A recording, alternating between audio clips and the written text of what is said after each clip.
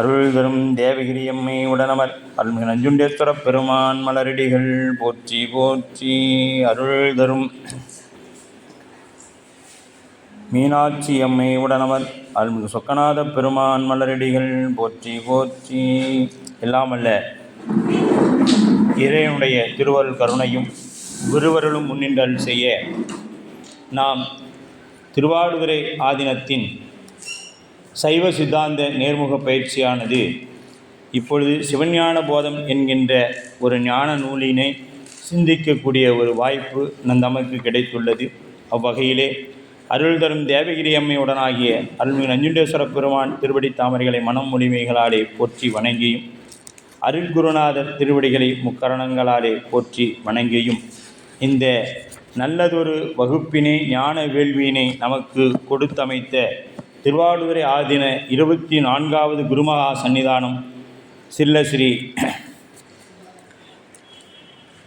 சன்னிதானம் அவனுடைய திருவடி தாமரைகளை மனமொழிமைகளாலே போற்றி வணங்கி, இதற்கெல்லாம் முதன்மையாக இருந்து நடத்தி கொண்டிருக்கக்கூடிய இயக்குநரையா திருவடி தாமரைகளை மனமொழிமைகளாலே வணங்கி கொண்டு, இங்கே வந்திருக்கக்கூடிய அடியார் பெருமக்களின் திருவடிகளை வணங்கி இவ்வகுப்பினை சிந்திக்க முற்படுகின்றோம். திருச்சிற்றம்பலம். பெருமானுடைய பேரருள் கருணையினாலே நாம் இந்த ஞான நூலினை சிந்திக்கக்கூடிய ஒரு நல்லதொரு வாய்ப்பினை தமக்கு நாம் செய்த தவத்தின் பயனாக கூட்டியுள்ளது. அவ்வகையிலே நாம் திரு சிவஞான போதம் என்கின்ற இந்த ஞான நூலினை மேகண்ட சாத்திரத்திலிருந்து 7வது நூற்பாவிலிருந்து இந்த வகுப்பானது நமக்கு சிந்திக்கக்கூடிய ஒரு வாய்ப்பை இறைவன் தமக்கு அமைத்து கொடுத்துள்ளார். இதுகாலும் நாம் சிந்தித்ததிலே ஐம்புலன்கள் எப்படி வேலை செய்கிறது, மனம் முதலான கருவிகள் எப்படி வேலை செய்கிறது என்பதையெல்லாம் சிந்தித்திருந்திருந்தோம். இப்பொழுது நமக்கு சாதனையில் இதுகாலும் நாம் படித்தவற்றை இனி சாதனை செய்ய வேண்டும். சாதனைனா சாதனம் செய்தல் என்று பொருள். எப்படி நாம் இதை பயன்பாட்டுக்கு கொண்டு வர்றது அப்படிங்கிறத தான் நமக்கு 7ஆம் நூற்பாவும் 7ஆம் நூற்பாவிலிருந்து சொல்லப்படுகிறது. 7, 8, 9 இதெல்லாம் சாதனை இயல் என்று சொல்லப்படும்.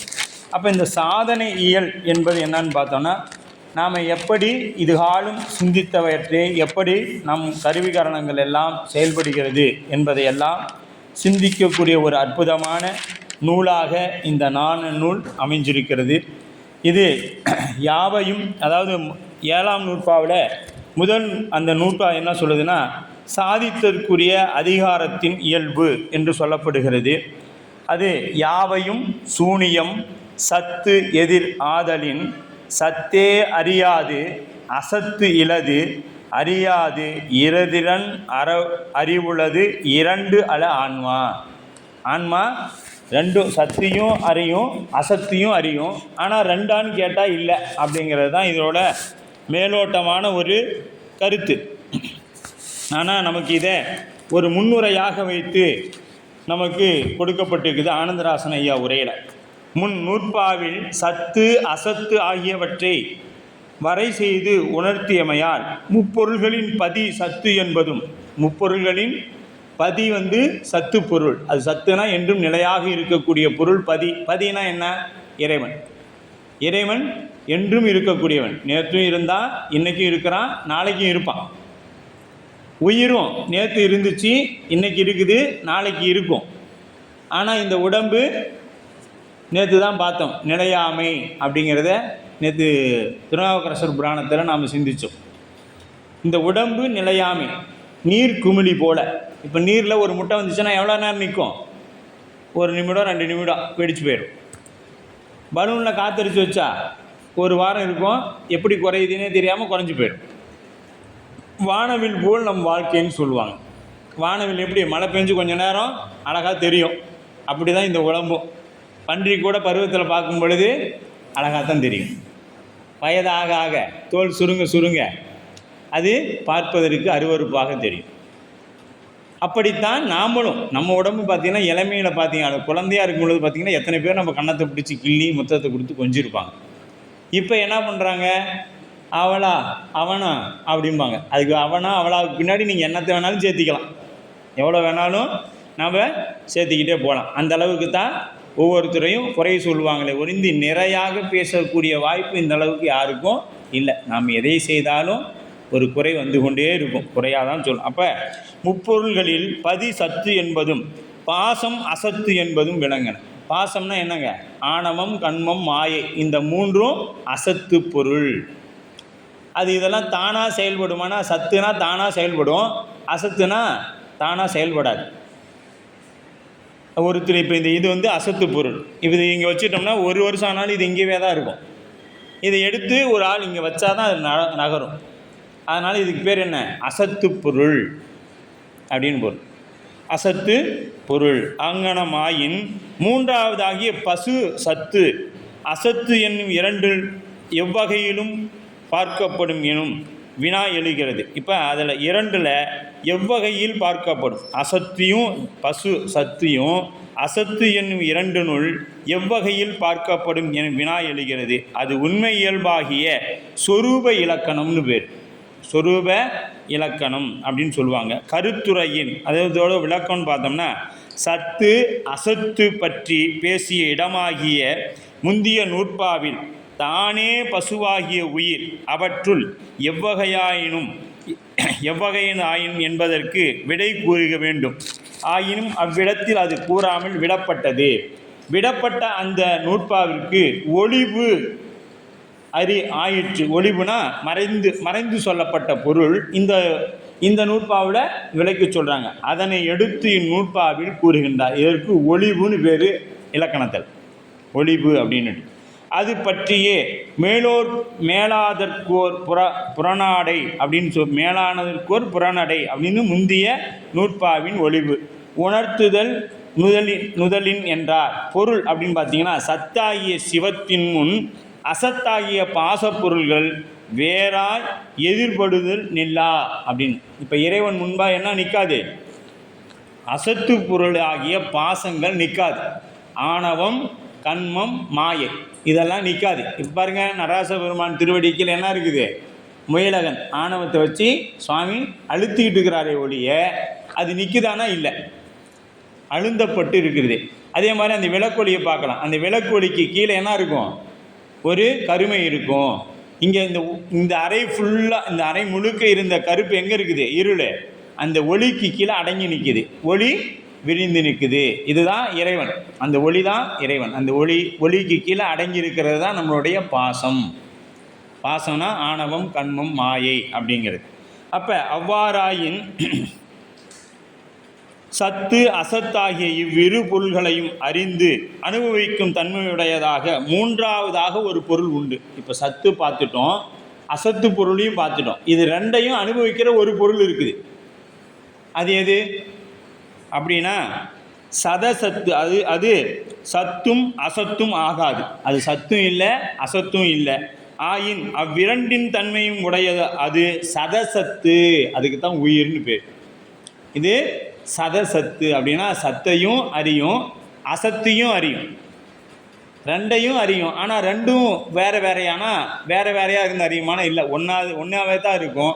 சத்து பொருளை அடையும் பொழுது சத்தாகவும், அசத்து பொருளை அடையும் பொழுது அசத்தாகவும் நிற்கும். அப்போ சத்து எதிர் ஆன்மா, சத்து எதிர் ஆவையும் அப்படிங்கிற, சத்து எதிர் அமையும் அப்படின்ட்டா யாவையும் சத்தாகிய சிவத்தின் முன் பாசங்கள் வேறாய் சூனியம் ஆதலின். சூனியம் ஆதலின்னா எதிர்பட்டு விளங்கி நில்லாத வகை, அதுக்கு சூனியம்னு பேர்.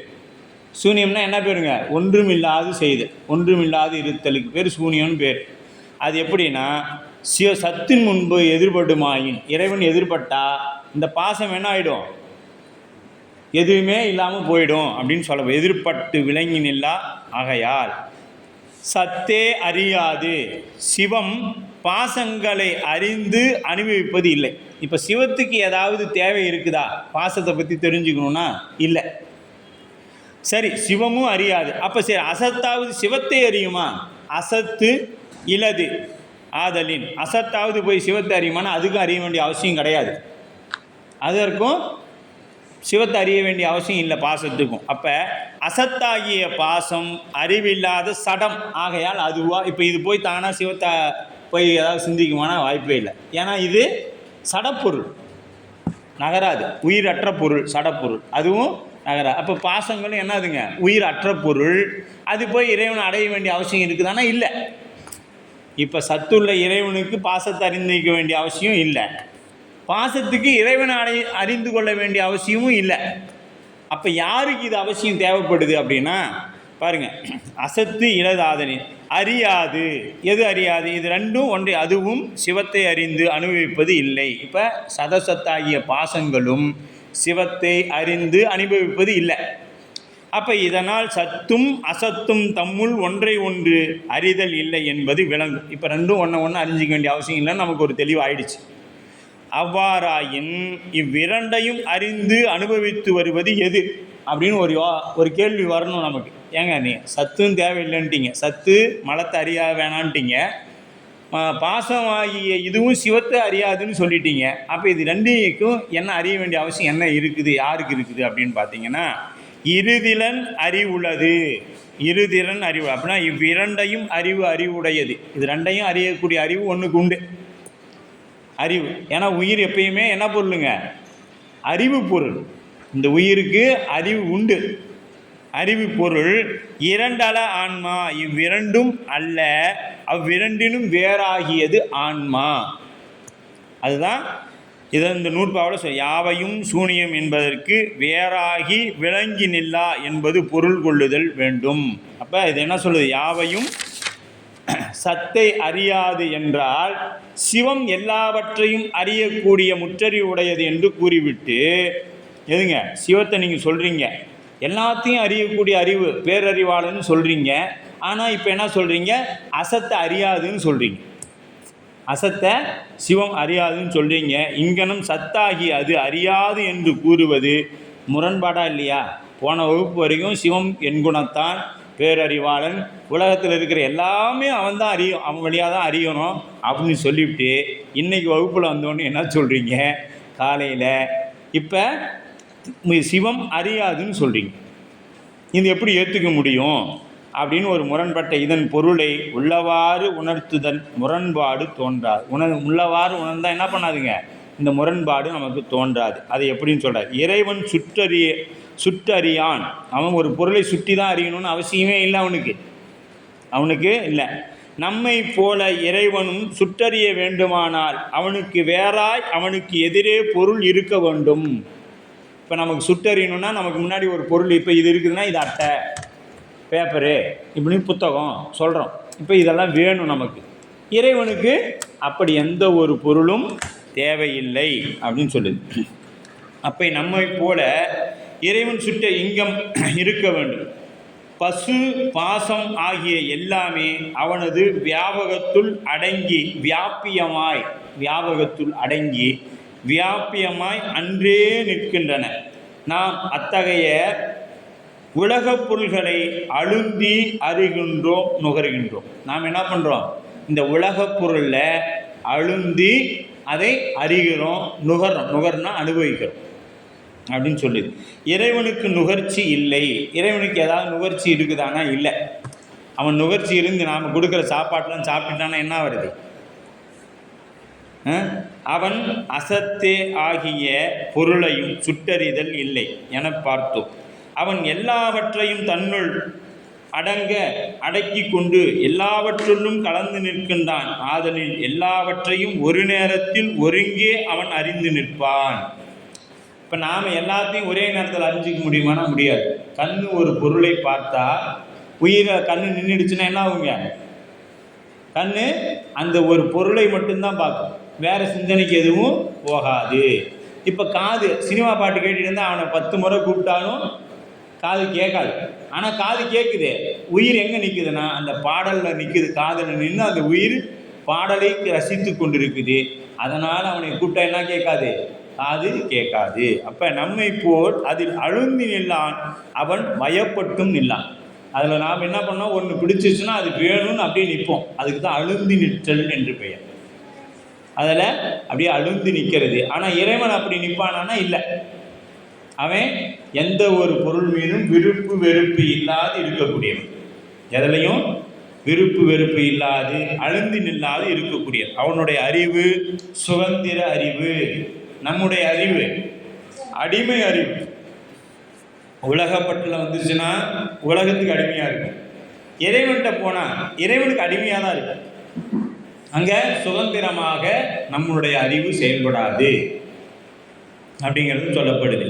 நுகர்ச்சியும் அனுபவமும் நமக்கே அன்றி இறைவனுக்கு இல்லை. சுற்றறிதலும் அனுபவத்திலும் இறைவனுக்கு இல்லை. இப்போ சுற்றறிவதும் அனுபவமும் யாருக்கு இல்லை? இறைவனுக்கு இல்லை. இதெல்லாம் யாருக்கு உண்டு? நமக்கு உண்டு. எதெல்லாம் இறைவனுக்கு இல்லையோ அதெல்லாம் நமக்கு உண்டு. தெளிவாக இது பற்றியே சத்தே அறியாது என்றதால் ஆசிரியர் இது சத்தே அறியாது, அப்போ சிவம் அறியாதுன்னு இதனால தான் சொன்னாங்க. நாம் அறிந்தோம், நுகர்ந்தோம், அறிந்து கொண்டு அனுபவித்தோம். ஆனால் இறைவன் அறிந்து கொள்வதும் இல்லை, அனுபவிப்பதும் இல்லை. அவருக்கு அது தேவையும் இல்லை. அதுக்கு தேவைப்பட்டுச்சுன்னா என்ன ஆயிடுச்சு? அவர் இறைவன்கிற கொள்கையிலிருந்து நாம் எடுத்துட வேண்டியதான். அப்படி அப்போ சிவம் எதையும் சுட்டறிந்து அனுபவியாது என்பதாம் பாரிசேடம். இதற்கு என்ன சொல்லுவாங்க?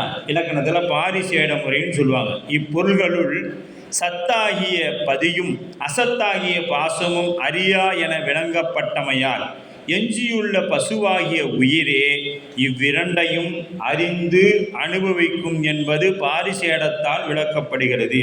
இப்போ ரெண்டும் அனுபவிக்காது அப்படின்னு சொல்லிட்டா, அப்போ இது யார் அனுபவிக்கிறாங்கன்னா பாரிசேட முறையில் உயிர்கள் இவற்றை அனுபவிக்கின்றது அப்படின்னு சொல்லிட்டார் ஆசிரியர். சத்து அசத்தாகிய இரண்டையும் அறியும் உரிமை பற்றி உயிர் சதசத்து எனப்பட்டது. சத்தையும் அசத்தையும் அறியறதுனால உயிருக்கு என்ன சொன்னாங்க? சதசத்து அப்படின்னு சொல்லிவிட்டாங்க. சத்து அசத்து ஆகிய மாறுபட்ட இரண்டு தன்மை உடையது என்பது அன்று.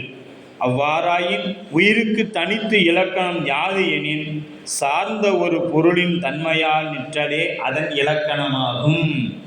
உயிர் தனித்து செயல்படுமானா? செயல்படாது. எதை சார்ந்து நிற்கின்றதோ அதோட குணாதிசயம் உயிருக்கு. சத்தை சார்ந்து இருந்ததுன்னா சத்தா நிற்கும், அசத்தை சார்ந்து இருந்ததுன்னா அசத்தா நிற்கும். அதுதான் சா அப்படின்னா உயிர் சத்து. அசத்து என்பது சா கூட்டல் உயிர் சத்து, அசத் கூட்டல் உயிர் அசத்து. எதை சேர்ந்து நிற்குதோ அதோட குணம் அதுக்கு இருக்கும். சத்தின் தன்மையையே அசத்தின் தன்மையாக உயிர் உடைமையாக கொள்ளாது என்பது நாம் நினைவில் கொள்ள வேண்டும். இரண்டையும் சார்ந்து அவற்றின் தன்மையே தன் தன்மையாக ஆகி நிற்கும் என்பதை நுணுகி நோக்க வேண்டும்.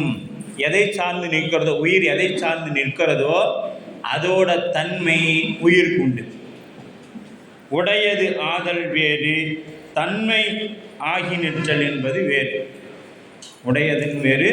அப்போ சத்தினிடத்து அசத்து பிரகாசிக்காது, சத்தினிடத்தில் அசத்து பிரகாசியாது. அசத்துக்கு உணர்வு இன்று. பொருளை அறிந்து அனுபவிக்கும் உரிமை மட்டுமே உயிருக்கு உரியது. உயிருக்கு என்ன உண்டுங்க? பொருளை அறிந்து அனுபவிக்கும் உரிமை மட்டும்தான் உயிருக்கு உடையது. அந்த பொருளை உடைமையாக்குவதற்கும் உரிமை உயிருக்கு இல்லை. அந்த உடைமையாக்குற உரிமை யாருக்கு இருக்குது? இறைவனுக்கு மட்டும்தான் இருக்குது, நமக்கு இல்லை என்பதை எண்ணி பார்க்க வேண்டும். அப்போ தூள திருத்தி நியாயம், துலா துருத்தி நியாயம் என்று ஒரு நியாயம் உண்டு. வானத்தில் உள்ள தூளமான நட்சத்திரத்தை காட்டி சூக்குமமான, இது எப்படின்னா நம்ம முன்னமே உண்மை விளக்கத்தில் திருவருட்பயனில் பார்த்தோம். எப்படின்னா நம்ம திருமணம் முடிஞ்சு என்ன பண்ணுவாங்க? இன்றைக்கி அந்த வழக்கமே இல்லை. ஏன்னா எல்லாம் திருமண மண்டபத்தில் இருக்குது. அம்மியை மிதிக்கிறது இல்லை, அருந்ததியை பார்க்குறதும் இல்லை. இன்றைக்கி திருமணம் ஏன்னா இங்கே மாலை மாத்திரக்கு முன்னாடி அங்கே பந்திக்கு போயிடுறாங்க. அப்புறம் கேமராக்காரி இங்கே பற்றி ஊசியாமல் புகை வருது அப்படின்னு சொல்லி என்ன பண்ணிடுறாங்க? சடங்குகளே இன்றைக்கி பாதி போயிடுச்சு. சினிமா ஷூட்டிங் மாதிரி ஆகிடுச்சு இன்றைக்கி திருமண நிகழ்வு. சினிமா ஷூட்டிங் மாதிரி ஆகிடுச்சு அந்த நிகழ்வெல்லாம். அப்படி தான் இருக்குது திருமண நிகழ்வுலாம். ஆனால் அப்போ அம்மி மிதித்து அருந்ததி பார்ப்பாங்க. அந்த அருந்ததி பார்க்கும் பொழுது வானத்தில் காமிப்பாங்க. அதோ அந்த நல்ல அந்த பார்க்க ஒரு பெரிய நட்சத்திரம் தெரிய பக்கத்தில், அதுக்கு பக்கத்தில் ஒரு சின்னதாக இருக்குது, அதுதான் அருந்ததி. அதுக்கு பேர் தான் என்னங்க? தூளா அருதாவதி நியாயம் என்று பெயர். அருந்ததி. அப்போ அருந்ததிங்கிற நட்சத்திரத்தை சுட்டி காட்டி எது பெருசாக இருக்கக்கூடிய அந்த சூக்குமமான அருந்ததி நட்சத்திரத்தை பிறகு காட்டுவது எது தூளமாக இருக்கக்கூடிய ஒரு பொருளை கொண்டு சூக்குமமான ஒரு பொருளை காட்டுவது. அதைத்தான் இறைவன் நமக்கும் செய்து கொண்டிருக்கிறான். அதைத்தான் இறைவன் நமக்கும் செய்து கொண்டிருக்கிறான் அப்படிங்கிறதும் பிற காட்டுவது போல பதி பசு பாசம் என்னும் முப்பொருள்களின் பொது இது. அப்போ இயல்பை முன் 6 நூற்பாக்களில் காட்டுவதாகும். சிறப்பு இயல்பு பின் 6 நூற்பாக்களில் காட்டுவது எது உயிர்களுக்கு பொதுவாக இருக்கிறது முதல் 6 நூற்பாவில், பின்னாடி வர 6 நூற்பாவில் சிறப்பு இலக்கணம் சொல்லப்படுது அப்படின்னு சொல்லிவிட்டாங்க. அப்போ சிறப்பு இயல்பு உண்மை இயல்பு. சிறப்பு இயல்புனா எதுங்க உண்மை, சிறப்புனா எது உண்மை தான், உண்மை இயல்பு அப்படின்னு சொல்லி. சத்தாகிய சிவத்தை அடைவதற்குரிய உரிமை தனக்கு உண்டு என்னும் அறிவுடைமையே சாதன வகையில் உயிருக்கு சிறப்பு இலக்கணம் ஆகும். சத்தாகிய இறைவனை சிவத்தை அடைவதற்கு உரிய உரிமை நமக்கு என்னங்க, எப்படி உரிமைனா நமக்கு அவர் யாருங்க தந்தை, அவருடைய மகன். நாம் என்ன பண்ணுறோம், இந்த வேடர் கூட்டத்தில் சிக்கி கொண்டிருக்கோம். கண்ணப்ப நாயனார் எப்படி போய் வேடர் கூட்டத்தில் இருந்தாரோ அதுபோல் நாம் எங்கே இருக்கிறோம், ராஜாவுடைய மகன் அரசகுமாரனாக இருந்த நாம் இந்த ஐம்புலர் வேடத்தில் வேடர் கூட்டங்களோடு அகப்பட்டு நிற்கிறோம். ஒரு வேடர் கூட்டமாக இருந்தால் பரவாயில்ல, 5 வேடர்கள் கூட்டத்தில் சிக்கி தவிர்க்கிறோம். நாம் யார், நாட்டுக்கு அரசனுடைய மகன். ஆமாம், மன்னவனுடைய குமாரன். அதை மனசில் வச்சுங்க. நாமெல்லாம் கேட்குறோம் என்கிட்டலாம் என்ன இருக்குது அப்படின்னு. நாமெல்லாம் ராஜா விட்டு கண்டுபிட்டிங்க, தெரிஞ்சுக்கிங்க. அப்போ சத்தே அறியாது என்பதற்கு தன் அனுபவத்தின் பொருட்டே அறியாது என்பது பொருளாகும். இப்போ முதல்ல சத்து அறியாதுன்னு சொல்கிறோம் இல்லையா, அது என்னென்னா உயிரை போல அது அனுபவத்துக்கு இல்லை, அதனால் சத்து அறியாது அப்படின்னும். ஆயும் அசத்தாகிய சிவம் சத்தாகிய சிவம் உயிரின் பொருட்டு ஒன்றாய் நிற்றலின் ஒரு சேர அறியும். உயிரோடு இருக்கும் பொழுது என்ன ஆகுங்க, ஒரு சேர அறியும். ஆனால் அது போய் ஏதாவது சத்துக்கு பாதிப்பை ஏற்படுத்துமானா ஏற்படுத்த. வேறாய் நிற்றல் உயிருக்கு அறிவித்தல் பொருட்டு அறியும். உயிருக்கு அறிவித்தல் பொருட்டு அறியும். உடனாய் நிற்றலின் உயிர் அனுபவத்தின் பொருட்டு அறியும். உயிர் எப்படி அறியும்னா அனுபவத்தில் தான் அறிந்து கொள்ள முடியும். இப்போ சில பேர் என்ன தான் நீங்கள் புத்திமதி சொல்லுங்கள், அவங்க கேட்கவே மாட்டாங்க. அது ஒரு நிலைக்கு அனுபவத்துக்கு வந்தோடனே அன்னைக்கே சொன்னாங்க அப்படின்னு. ஆன்மா எதையுமே, அதனால தான் இறைவன் ஆன்மாவுக்கு எதையுமே சொல்கிறது இல்லை, அனுபவத்துக்கு விட்டுட்டார். நீ என்ன விருப்பப்படுறியோ அதெல்லாம் சாப்பிடு, அதால் வர வியாதியெல்லாம் அனுபவிச்சுக்கோ. பீஸா பர்கரு எதை வேணாலும் சாப்பிடு, அது பின்னாடி கேன்சரு என்னென்ன வரணுமோ அத்தனையும் வரும், அதையும் அனுபவிச்சு. இயற்கை உணவுலாம் சாப்பிடுன்னு சொன்னால் நமக்கு என்ன, அது நாக்குக்கு சுவை இல்லையே. எந்த அளவுக்கு சுவையை நாக்குக்கு கூட்டுறோமோ அந்த அளவுக்கு வியாதிகள் பெருகி கொண்டே இருக்கும். சரிங்களா, எந்த அளவுக்கு நாக்குக்கு சுவை. கலருக்கு பார்க்குறோம், அடுத்தது கலர். இந்த குழந்தைங்களாம் பார்த்திங்கன்னா அந்த கடைங்களுக்கு போனோன்னா கலராக இருக்கிறதே வேணும்னு கேட்பாங்க. அது இந்த பிங்க் கலர் மாதிரி இருக்கிறது, நல்ல கொஞ்சம் லைட் கலராக டார்க் கலராக இருக்கிறது பார்த்து. ஆமாம், இதெல்லாம் கலரை பார்த்த உடனே அது எனக்கு வேணும், அடம் பிடிக்குங்க. அது மாதிரி தான் நாமளும் சிவபெருமான்ட்ட டே அதெல்லாம் வேணாண்டா அப்படின்னு சாமி சொல்லுவார். நாம் கேட்டோமானா இல்லை, அவர் நேராக சொல்லுவாரா இல்லை, பின்னாடி நாம் சூத்திரத்தில் பார்க்க போகிறோம் எப்படி சொல்லுவார். சொல்லி எதையாவது கேட்போமானா கேட்க மாட்டோம். நீ சொல்லி நான் கேட்குறதா அப்படின்னு சொல்லி நாம் கேட்க மாட்டோம். அதே மாதிரி தான் இந்த நூற்பா 3 அதிகாரங்களை உடையது. 3 அதிகாரங்களை உடையது. யாவையும் சூனியம் சத்து எதிராதலின் அசத்தே அறியாது. சத்தே அறியாது அப்படின்னும், அசத்து இலது அறியாது. அசத்து இலது அறியாது. இருதிறன் அறிவுள்ளது இரண்டல ஆன்மா. இந்த சத்தையும் அறியும் அசத்தையும் அறியும். ஆனால் ஆன்மா ரெண்டான்னு கேட்டால் இல்லை, ஒன்று தான். பாருங்க, சத்தும் அசத்து அறியாது, அசத்தும் சத்தை அறியாது. ஆனால் இது ரெண்டையும் வச்சு மேட்ச் பண்ணிகிட்டு இருக்கும் ஆன்மா. அது எப்படிப்பட்ட ஆளுன்னு பார்த்துங்க. அப்போ 7ஆம் நூற்பாவின் முதல் அதிகாரணம் பிரபஞ்சம் இறைவனால் அறியப்படாது அப்படின்னு சொல்லணும். பிரபஞ்சம் இறைவனால் அறியப்படாது என்பதை மேற்கோளும் ஏதுவும் கொண்டு நமக்கு ஆசிரியர் விளக்க வருகின்றார். ஈண்டு சத்தினிடத்து அசத்து பிரகாசியாது என்றது. ஈண்டு சத்தினிடத்து அசத்து பிரகாசியாது என்றது இந்த நூற்பாவின் சூனியம் என்றது இல்லாமையை குறிக்கவில்லை. சூனியங்கிறது இல்லாமையை குறிக்கவில்லை. முதல் மேற்கோள் முடித்தேன். 7ஆம் நூற்பாவில் முதல் நூற்கோள். அப்போ சூனியம் என்பது இல்லாமையை குறிக்கவில்லை.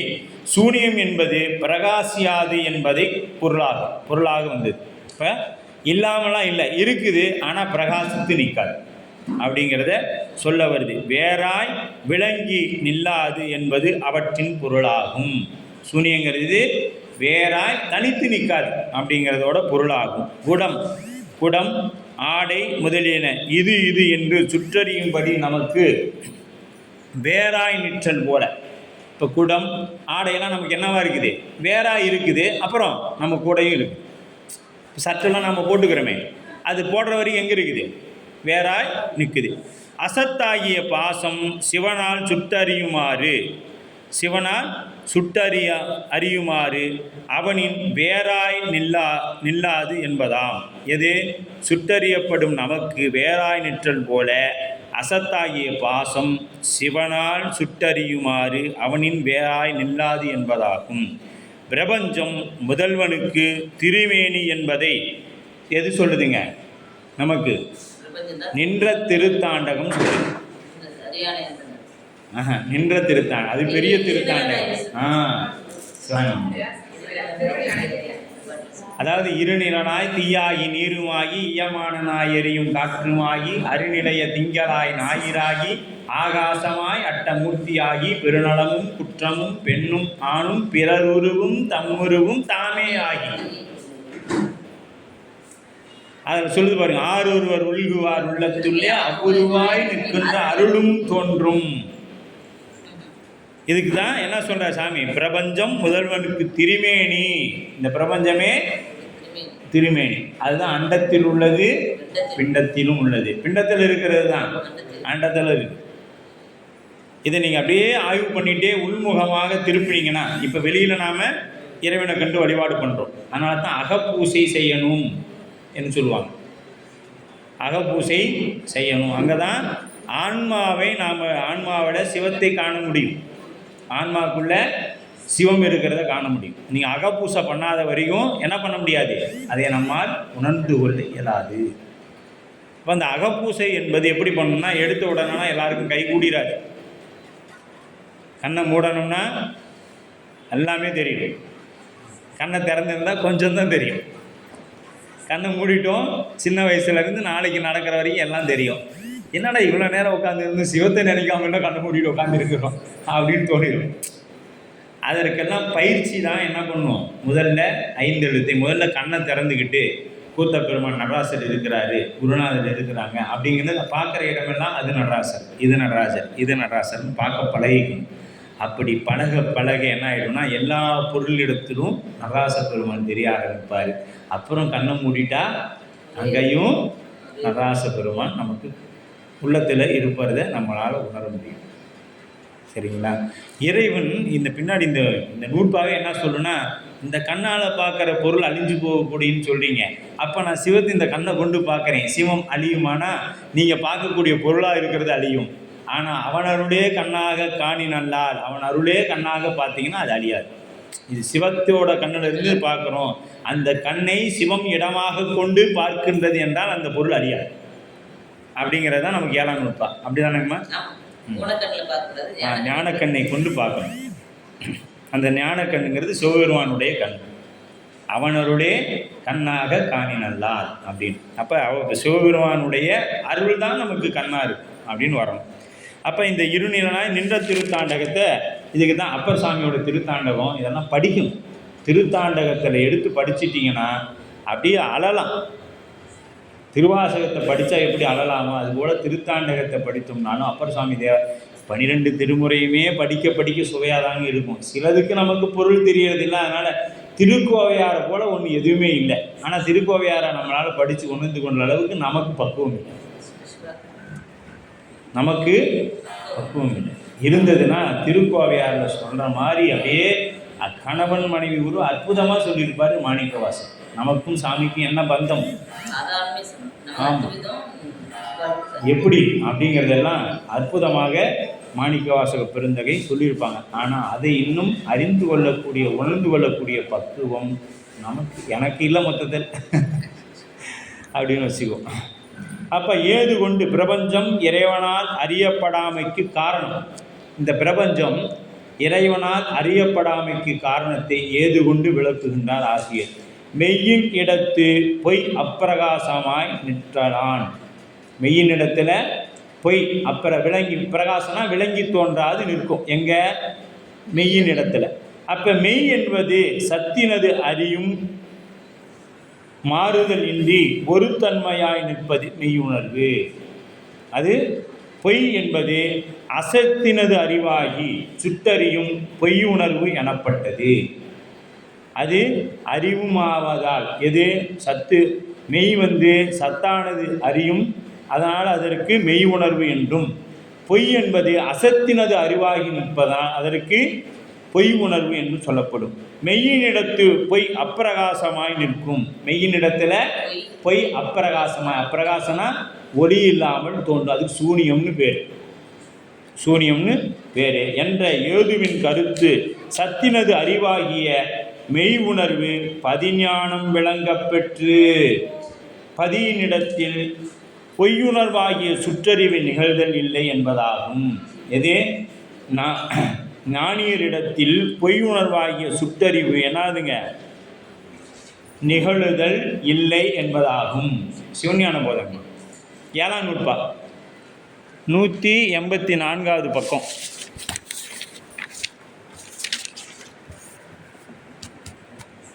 அணைந்தோர் அசத்தை அறிதல் இல்லை. அணைந்தோர் அசத்தை அறிதல் இல்லை. அப்போ சத்தினது அறிவாகிய பதிஞானத்தை, சத்துடைய அறிவாகிய பதிஞானத்தை, திருவருளை முற்று பெற்ற ஞானியர் அணைந்தோர் அப்படின்னு எனப்படுவர். அவங்களுக்கு பேர் அணைந்தோர் தன்மைன்னு சொல்லுவோம். அணைந்தோர்னா ஜீவன் முக்தர்கள். அவங்க எப்படின்னு பார்த்தீங்கன்னா, சத்தினது அறிவாகிய பாசஞானத்தை திருவருளால் முற்று பெற்ற ஞானிகள். அவர்கள் பாசத்தினின்றும் நீங்கி சத்தினது அறிவாகிய வியாபக உணர்வு தம்மிடத்து விளங்கப்பெற்ற நிலையில் அவர்களுக்கு ஒருபோதும் சுட்டறிவு நிகழ்தல் இல்லை. ஞானிகள் எதையும் சுட்டறிய வேண்டிய அவசியம் இல்லை. அதனால் அவர்கள் அசத்தாகிய உலகப் பொருள்களை சுட்டறிந்து அவற்றின் அழுந்துவதும் இல்லை. இப்போ நம்ம போன்ற ஞானிகள் எதையாவது சுட்டறிந்து அழுந்தணுமானா அவங்களுக்கு அந்த அவசியம் இல்லை. அவர்களுக்கு அசத்தாகிய உலகப் பொருள்கள் வேறாய் புலப்படுவது இல்லை. அசத்தாகிய இந்த உலகப் பொருள் வேறாலாம் இருக்கிறது இல்லை, அதெல்லாம் நமக்குள்ளேயே இருக்கு. அவர்கள் அசத்தை காணாது சிவம் ஒன்றையே கண்டு கொண்டிருப்பார்கள். அவர்கள் கூறும் அனுபவ மொழியே சான்றாகும்.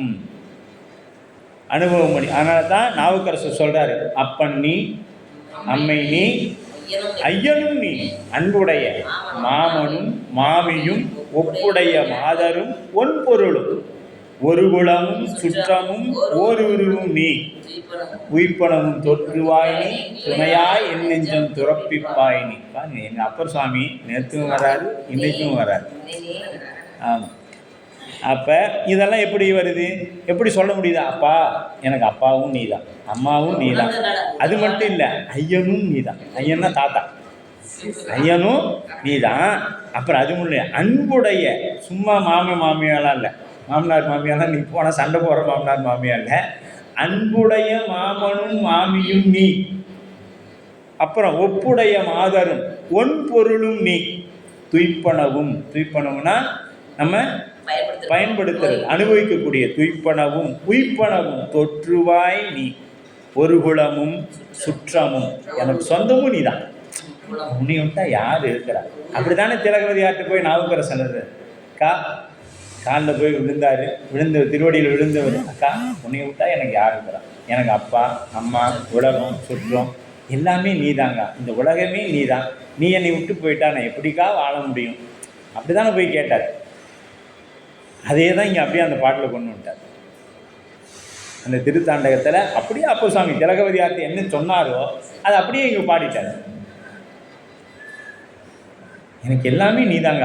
இப்போ சாதாரணமாக ஒரு குழந்தை போய் ஒரு அப்பா அம்மா இல்லாதவங்க அக்காவை நம்பி வாழ்கிறவங்க என்ன போய், அக்கா எனக்கு உலகமே நீ தான் வாழ்ந்தேன், நீ விட்டுட்டு போயிட்டீங்கன்னா எப்படிக்கா அப்படின்னு சொல்லுவாங்களே. அது போல தான் நாவுக்கரசர் பெருந்தகையும் போய் சொன்னாங்க.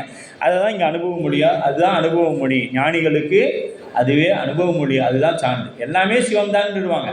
எது நடந்தாலும் சிவம், எதுவானாலும் சிவம் அப்படின்னு வந்துட்டா இப்போ வேறு ஏதாவது நடக்குமா? நமக்கு எல்லாமே சிவம் தான் நடக்குது அப்படின்னு சொல்லி கூறும் நாவே முதலாக கூறும் கரணங்கள் எல்லாம் நீ, தேரும் வகை நீ, திகைப்பும் நீ, தீமை நன்மை முழுதும் நீ.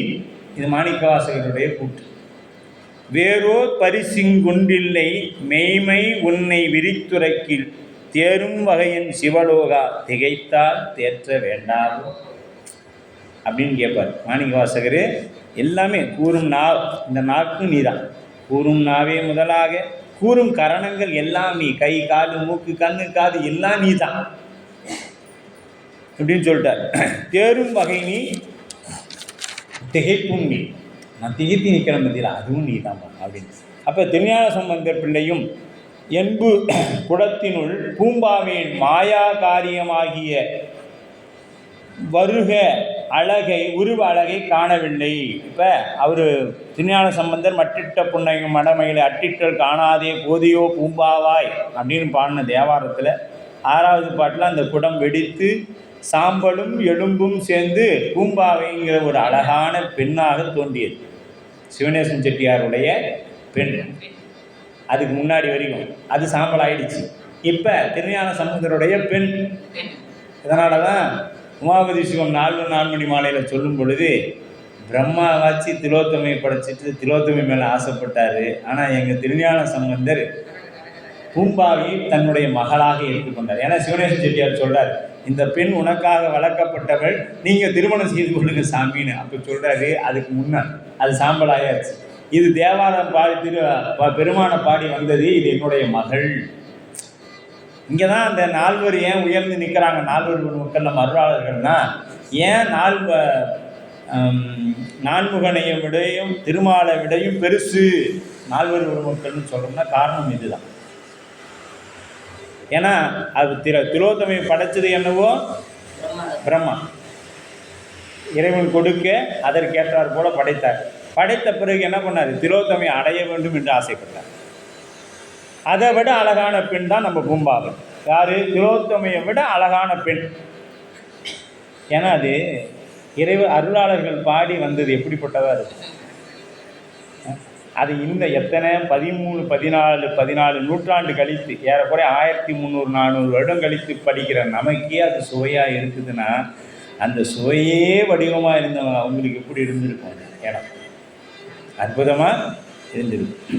அப்படி அந்த சிவபெருமானது கருணை வெள்ளத்தை கண்டார். திருவையாற்றில் அப்பர் கண்ட காட்சி எப்படி பார்த்தார்? எல்லாம் மாதர்பிறை கண்ணியானை கண்டேன் அவர் திருப்பாதம் கண்டறியாதன கண்டேன். இது ஆடி அமாவாசைக்கு போனீங்கன்னா இந்த பதிகம் அன்னைக்கு முழுக்க ஒழித்து கொண்டே இருக்கும் நம்ம காதல். மயிலும் பிடையும் கண்டார், யானையும் அந்த பெண்ணும் கண்ட பெண் யானையும் ஆண் யானையும் பார்க்குறாரு. இப்படி பார்ப்பது எல்லாமே அம்மையப்பராகவே பார்க்குறாரு.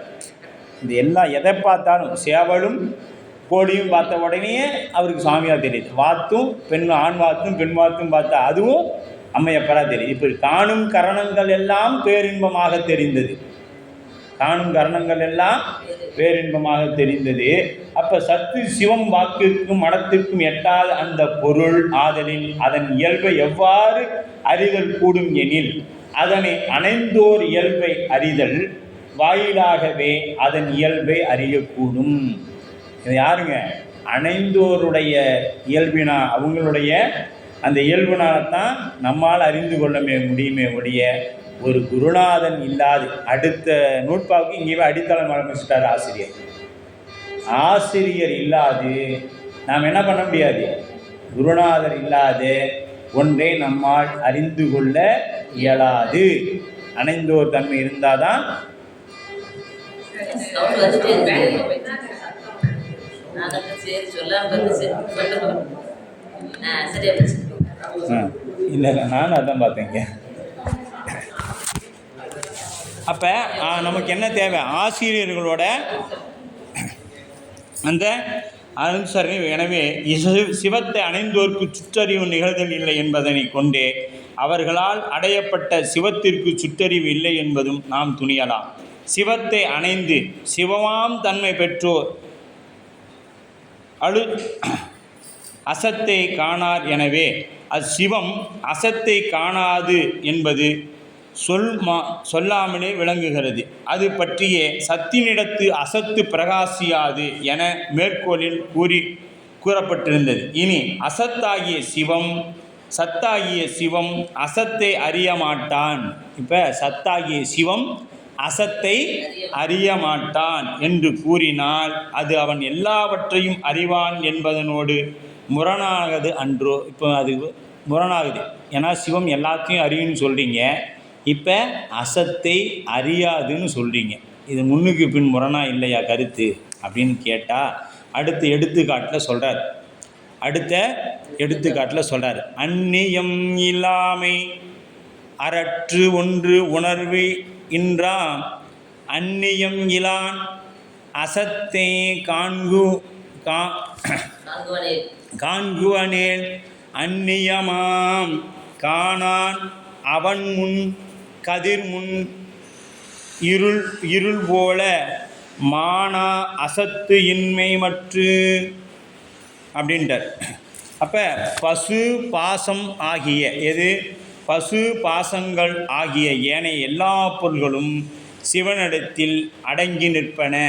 பசு பாசங்கள் உயிரும் ஆணவம் கண்மம் ஆகிய பாசங்களும் ஏனைய எல்லா பொருள்களும் உலகப் பொருள்கள் அனைத்தும் சிவனிடத்தில் அடங்கி நிற்பன. ஆகையால் அவனுக்கு வேறாக சுட்டறியும் படியாக நிற்கின்ற பொருள் எதுவும் இல்லை. அவன் சுட்டறியக்கூடிய பொருள் உலகத்தில் வேறு எதுவுமே இல்லை அப்படின்னு சொல்லப்படுது. எல்லாவற்றையும் ஒன்றாய் கலந்து நின்று அவன் அசத்தாகிய பொருள்களை அறிய கருதினானாயின், இப்போ அவன் அசத்தாகிய அந்த பொருளை அறிய கருதினானாயின் என்று அறியப்பட்ட பொருளாக அறிவானி அன்றி நம்மை போல அவற்றை புதிதாக இப்போ நாம் ஏற்கனவே படித்ததையே படிக்கிறோன்னு சொல்கிறோம்ல, அது மாதிரி அவன் அறியப்பட்ட பொருளை அறிவானாகி நம்மளை போல் ஆஹா இது புதுசாக இருக்குதே அப்படின்லாம் அவர் பார்க்கவே மாட்டார். ஏன்னா அவர் முன்னை பழம்பொருளுக்கும் முன்னை பழம்பொருள் பின்னை புதுமைக்கும் பெற்றியன். உலகத்திலேயே பழமையானது எதுனா அதுவும் சிவத்துக்கு தெரியும். நாளைக்கு புதுசாக வரப்போகிற ஏஐலாம் இப்போ அவர் இப்போ தான் கண்டுபிடிச்சிக்கிறாங்க. எங்கள் சாமி 3ஆம் நூற்றாண்டு 4ஆம் நூற்றாண்டே கண்டுபிடிச்சிட்டார். சரிங்களா? அப்படித்தான் நமக்கு என்றும் அறியப்பட்ட பொருளாக அவனே அன்றி நம்மை போல அவை புதிதாக சுற்றறியான். அசத்தாகிய அவை கதிரவன் முன் இருள் வேறாக விளங்கி நில்லாமை போல அவன் முன் விளங்கி நிற்க மாட்டான். நமக்கு வேறாக இருக்கிற மாதிரி சிவன்கிட்ட அது எப்படி இருக்காது? வேறாக இருக்காது, சிவனிடத்துல தான் இருக்கும். அப்போ அந்நியம் இல்லாமை, இதற்கு அந்நியம் இல்லாமை பசு பாசங்கள் ஆகிய யாவும் வேறு நில்லாது சிவனிடத்தில் அடங்கியே நிற்பன ஆதலால் அந்நியம் இன்மை. அந்நியம்னா என்னங்க? தூரமாக நகுந்து நிற்கிறது. இப்போ ஏதாவது நகுந்து நிற்க வேண்டிய அவசியம் இருக்குதுன்னா இல்லை. நாம் எங்கே இருக்கிறோம்? சிவத்துக்குள்ளே தான் இருக்கிறோம். சிவத்துக்குள்ளேயும் இருக்கிறோம், நமக்குள்ளேயும் சிவம் இருக்குது. நல்லா தெரிஞ்சிங்க, நாம் சிவத்துக்குள்ளே இருக்கிறோம், சிவம் நமக்குள்ளேயும் இருக்குது. நமக்குள்ளே இருக்குதுன்னு சொல்லக்கூடாது, நமக்குள்ளேயும் கலந்தும் கடந்தும் இருப்பதனால் அவர் கடவுள். இந்த கடவுளுங்கிற பேர் நம்ம சிவத்துக்கு மட்டும்தான் பொருந்தும், வேறு யாருக்கும் பொருந்தாது. ஏன்னா நாம் இப்போ தொண்டைக்குழியை அம்பாள் பிடிச்சா விஷம் போன பொழுது, ஏன்? அவருக்குள்ளே இருக்கக்கூடிய உயிரினங்கள் எல்லாம் அழிஞ்சு போயிடுமே அப்படின்னு கருணையினால் பிடிச்சா. அப்போ என் உலகம் எங்கே இருக்குது? சிவபெருமானுக்குள்ளே இருக்குது. இப்போ நமக்குள்ளே யார் இருந்து இயக்கிறா? சிவம் இருந்து இயக்குது. அப்போ எப்படிங்க? பெருசாகவும் இருக்குது, சின்னதாகவும் இருக்குது, அணுவுக்கு அணுவாய் அப்பாலுக்கு அப்பாலா. அதுதான் அது. அணுவுக்கு அணுவாயும் இருக்கிறான், அப்பாலுக்கு அப்பாலாயும் இருக்கிறான். ஆமாம், சாமி ரெண்டாவும் இருக்கிறார். அதை தான் இங்கே அந்நியம் இன்மை, அந்நியம் இல்லாமே அரற்று உண்டு உணர்வு இன்றாம் இது என்று தனக்கு வேறாய் வைத்து சுற்றறிய உணர நின்றதாய் யாதொரு பொருளும் இல்லையா. அவனுக்கு சுற்றறியக்கூடிய பொருள் உலகத்தில் வேறொன்றும் இல்லை. ஏன்னா எல்லாமே அவனுள் அடங்கி இருக்குது. அந்நியம் இலான் அப்படின்னா பசு பாசங்களின் வேறாய் நில்லாது அவற்றின் ஒன்றாய் கலந்து நிற்கின்ற அம்முதல்வன். எது? பசு பாசங்களின் வேறாக நில்லாது அவற்றின் ஒன்றாய் கலந்து நிற்கின்றான் அம்முதல்வன். இதெல்லாம் கலந்து தான் இருக்கிறான். இப்போ நமக்கு ஒரு வினை வருது, நமக்கு ஒரு செயல் நடக்குதுன்னா இப்போ அது என்ன வேதத்தில் சொல்லப்படும். ரிக்வேதத்தில் நம்ம ஸ்ரீருத்திரத்தில் என்ன சொன்னால் கொலைகாரனாகவும் கொலை செய்பவனாகவும் கொலை செய்பவனின் தலைவனாகும், கொள்ளைக்காரனாகவும் கொள்ளைக்காரனின் தலைவனாகும், இப்படி எல்லாமாவும் இருக்கிறார். அதுதான் இருநிலனாய். அதுதான் நமக்கு நின்ற திருத்தாண்டகமாக வரும். அதுக்கு தான் அது நின்ற திருத்தாண்டகம். இறைவன் இந்த உலகத்தில் எப்படியெல்லாம் நிற்கின்றான் அப்படிங்கிறது நீங்கள் நின்ற திருத்தாண்டகம் படிச்சிங்கன்னா படிச்சு ஐம்பூதங்கள்லாம் எப்படி நிற்கிது, உலகப் பொருள்கள்லாம் எப்படி இருக்கிறான் அப்படிங்கிறதெல்லாம் நாம் பார்த்துக்கலாம். அப்போ அந்நியமாம் காணான் என்றும் அறியப்படாத பொருளாக அறிவானே அன்றி நம்மை போல அவற்றை புதியவனாக சுற்றறியான். அது எதனால் எனின் மானா அசத்து நன்மையில்லா உலகம், அதாவது அவனுக்கு பயன் தராத உலகம். இந்த உலகம் என்ன உலகம்? நன்மை இல்லாத உலகம். யாருக்கு நன்மை இல்லாத உலகம்? சிவபெருமானுக்கு நன்மை இல்லாத உலகம். நமக்கு இந்த உலகம் தான் எல்லாமே, நமக்கு இந்த உலகம்தான்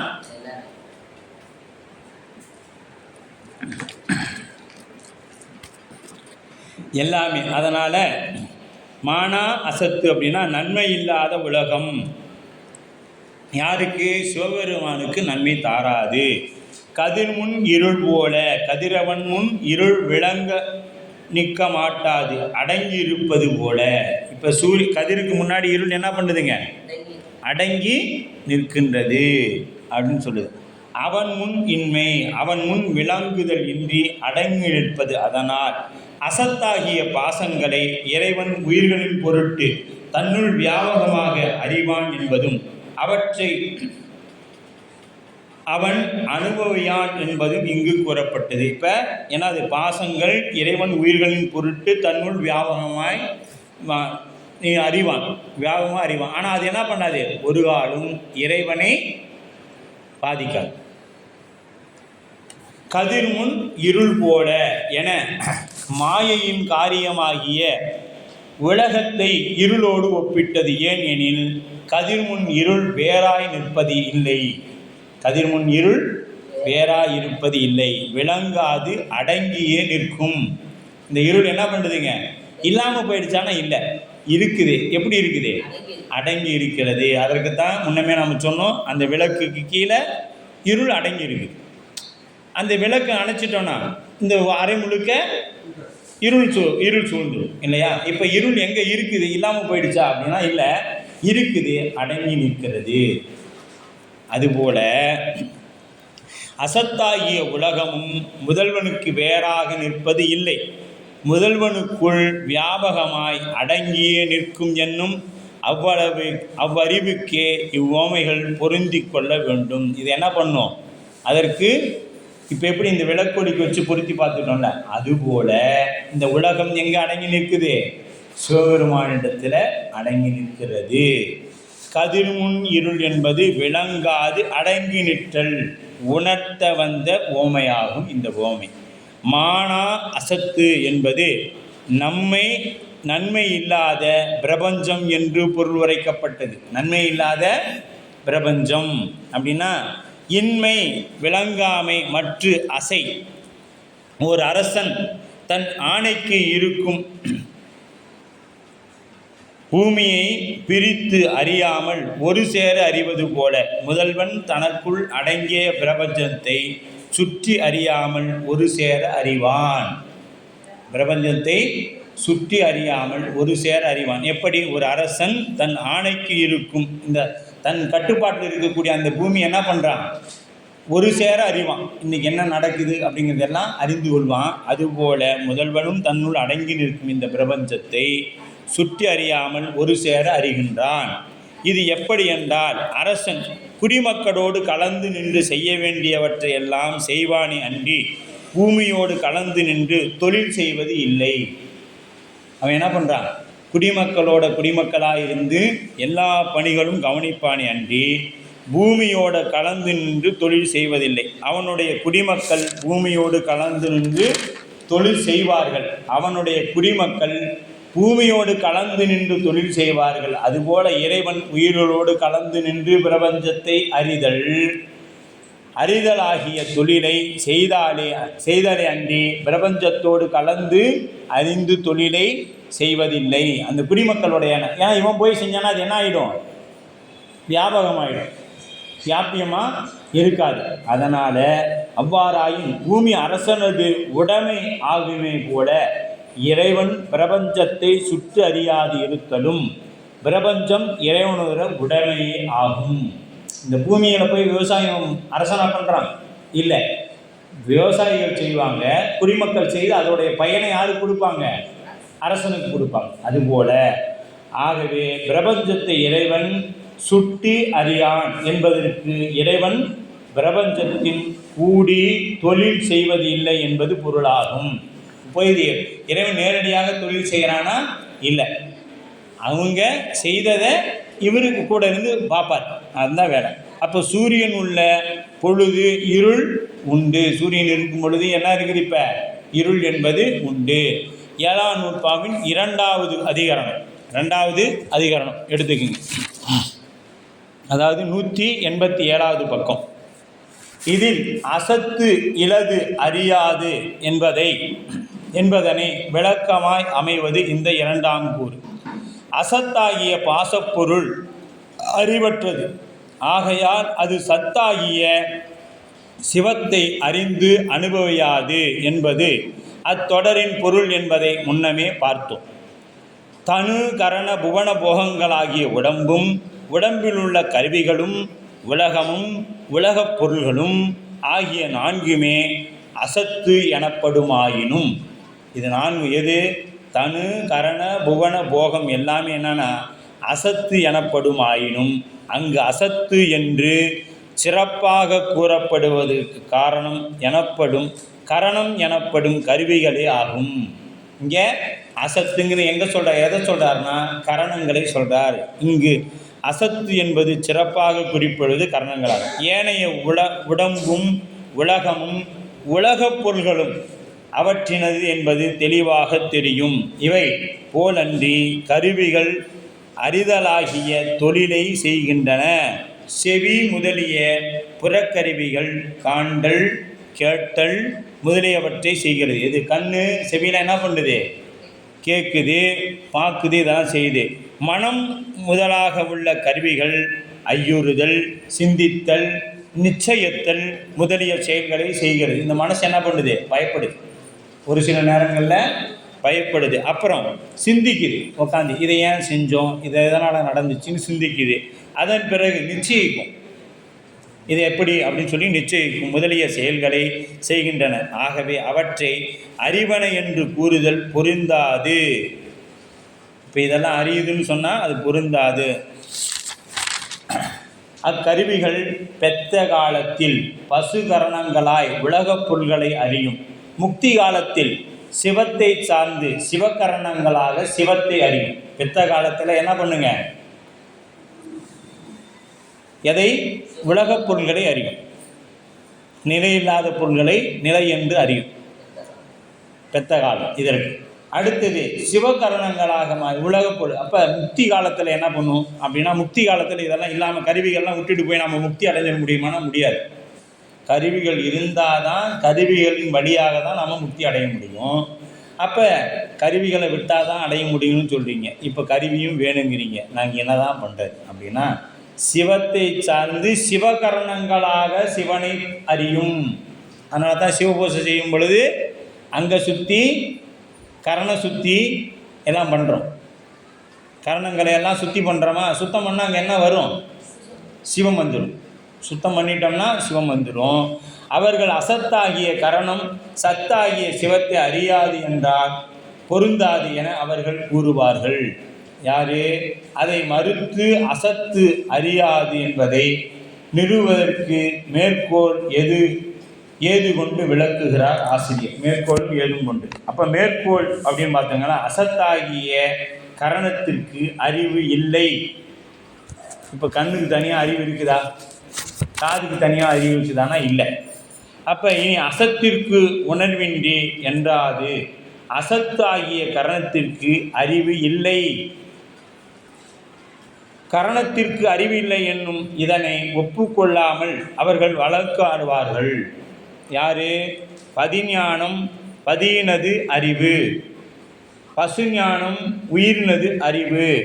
அவை போலவே பாசமாகிய கருவிகளது அறிவே பாசஞானம் என்னும் வழக்கிற்கு மாறுபட்ட உரையாய் முடியும் என அவர்கள் தடை நிகழ்த்துவார்கள். அதற்கு ஏதுவால் விடை கூறுகிறார் ஆசிரியர். அதற்கு ஏது சொல்கிறார் ஒன்று. அதுதான் நிரூபிக்கின் இன்று அகலான். கருவிகளுக்கு அறிவு இல்லை. கருவிகளுக்கு அறிவு இல்லை. தெளிந்துணரா நோக்கிய உண்கண் பரிந்துணைப்பார் பையல் உழப்பது எவன் என்பது திருக்குறள் 1172 பாடலில் சொல்லப்படும்.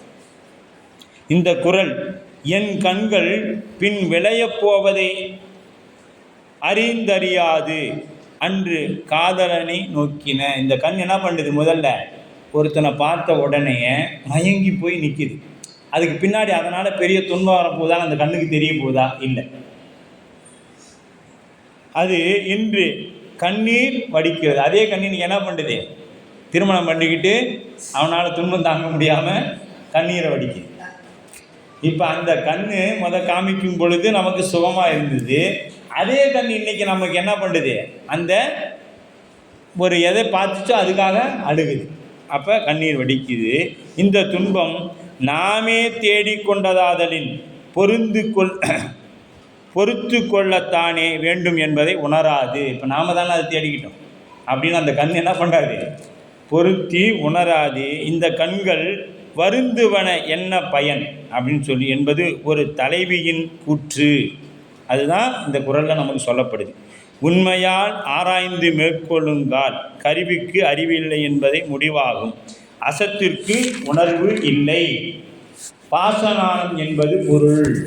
பாசஞானம் என்பது ஒரு பொதுவாக உணரும் போது பாசஞானம் என்பது பாசமாகிய கருவிகளது அறிவு என்று பொருளாக தருவது போல தோன்றினாலும் உண்மையாக ஆராய்ந்து நோக்கினால் பாசமாகிய கருவிகளால் உயிருக்கு உண்டாகும் அறிவு என்பதே அதன் பொருளாகும். அதனை அறியாது பாசஞானம் என்பதை பிறளாது உணர்ந்து பாசமாகிய கருவிக்கு அறிவு உண்டு என வழங்குதல் பொருந்தாது. பாசமாகிய கருவிகளுக்கு அறிவு உண்டு என்பது பொருந்தாது. ஆனால் பாசஞானம் என்பது தனி ஒரு ஞானம் அன்று என்பதும் உண்மையில் பசுவினது ஞானமே என்பது தெளிவாகும். பொதுவாக காணும் பொழுது கருவிகள் அறிவுடையன போல தோன்றும் என. இப்போ காணும்போது பார்த்திங்கன்னா அறிவு இருக்கிற மாதிரி தெரியும். மூக்கு ஒன்றை நுகருது. அப்போ மூக்கு தானே அது நம்ம உணர்வு கொடுக்குதுன்னா அப்படி தோணும். ஆராய்ந்து பார்த்த பொழுது அறிவினால் இல்லாமல் போகும் எனவும் பார்க்கலாம். இப்போ அப்படி பார்த்தோம்னா அப்போ எப்படி இப்போ ஒரு இறந்துட்டா கொண்டு போய் மூக்கிட்ட பூ வச்சா மணக்கணும் இல்லை? அவங்களுக்கு ஏன் அந்த கருவி தெரியல? அப்போ அது தானாக எதையும் தெரிந்து கொள்ளாது. கண் அப்போ முடிச்சுக்கிட்டே இருந்தாலும் நம்ம போனோன்னு பார்த்துட்டு ஆகா நம்மளை பார்க்க வந்திருக்கிறானா அந்த பின்னம் நினைக்க போகுது இல்லையே. அப்போ அதனால தான் கண்ணை மூடி வச்சுருவாங்க. கண்ணு திறந்துருந்தால் கூட கண்ணுன்னு வச்சு மூடி வச்சுருவாங்க. அப்படி இதெல்லாம் எதையும் அறிந்து கொள்ளாது. அதற்கு அறிவில்லை. பொதுவாக காணும் பொழுது கருவிகள் அறிவுடையன போல தோன்றும். இங்கே ஒரு ஐயம் எழலாம். ஒரு பொருள் பொதுவாகையால் நோக்கிய பொழுது ஒரு வகையாய் தோன்றி பின்னர் ஆராய்ச்சியின் வேறு வகையாய் முடிதலும் உண்டோ என ஐயுறலாம். அவ்வையத்தை ஓமை கொண்டு காட்டி நிற்கும் எடுத்துக்காட்டாக கூறப்படுகிறது. கண் ஒரு பொருளை காணும் பொழுது காணும் தொழிலில் நிகழ்கின்றது என்று மட்டுமே காண்பது நிர்விகற்ப காட்சி. இதற்கு நிர்விகற்ப காட்சின்னு பேர். கண் கண்டதோ உயிர் கண்டதோ என்று கண்ட அப்படிங்கிறது ஐயக்காட்சி. கண் கண்டுச்சா உயிர் பார்த்துச்சானா இது ஐயக்காட்சி. கண்ணே கண்டது என கண்டால் அதுதான் விகற்பத காட்சி. விகற்பித காட்சி சமிகைன்னு பேர். இந்த விதமான ஒவ்வொரு பொருளிடத்தும் கண்டுகொள்ள வேண்டும். எனவே கரணங்களுக்கு அறிவு இல்லை என்பது தெளிவாகிறது. இதிலிருந்து நமக்கு என்ன தெரியுது? கரணங்களுக்கு அறிவு இல்லை என்பது தெளிவாகிடுச்சு. மேலும் ஒரு எடுத்துக்காட்டு கொண்டு விளக்குகிறார் ஆசிரியர். நமக்கு ஒன்றில் விளங்கலை அப்படின்ட்டா இன்னொன்று சொல்கிறாரு. பேய்த்தேர் நீர் என்று வரும் பேதைக்கு மற்றணைந்து பேய்த்தேர் அசத்தாகும் வெற்றிமையின் வாய்ந்ததனை கண்டுணர்வார் இவ்வழியில் காணும் அசத்தின்மை கண்டுணர்வார் இல்லாதென கான் அப்படின்றார். அடுத்த எடுத்துக்காட்டில் சொல்கிறாங்க. இது பேய்த்தேர் அப்படின்னா என்னென்னா, பாலை நிலத்தில் நண்பகல் நேரத்தில் கடும் வெயிலில் காணல் நீர் தோன்றும், அது உண்மை இல்லை. இப்போ நம்ம ரோட்டில் அங்கேருந்து வண்டியில் வருவோம், ஒரு மேட்டு பகுதியில் ரோட்டில் பார்த்தோம்னா அங்கே தண்ணி இருக்கிற மாதிரி தெரியும்.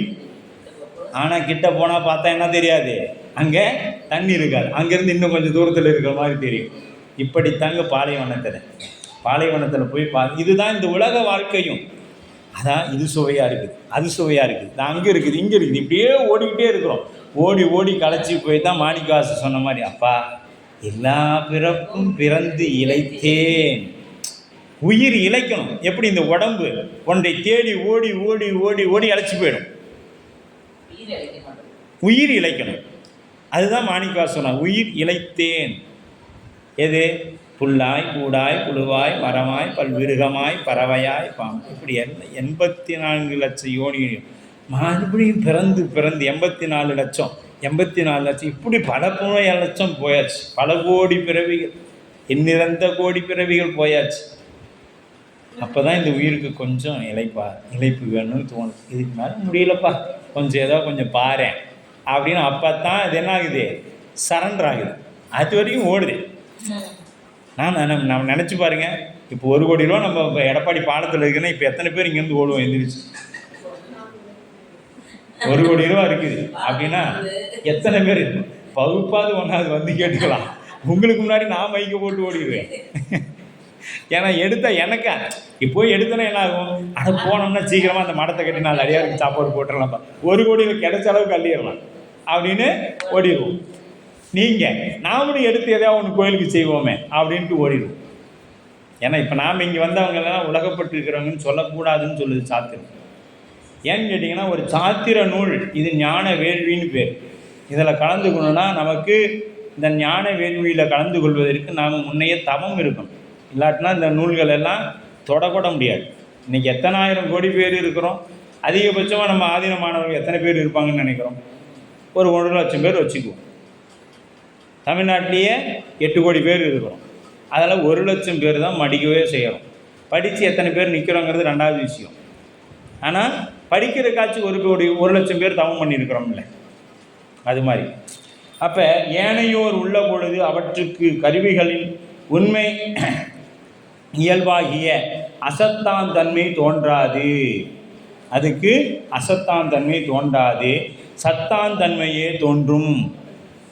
அதாவது கருவிகள் அறிவுடையவனாகவே தோன்றும். பார்க்குறதுக்கு இந்த கருவிகள்லாம் அறிவுடைய, கண்ணு காது மூக்கு வாய் எல்லாமே அறிவு இருக்கிற மாதிரியே நமக்கு தெரியும்.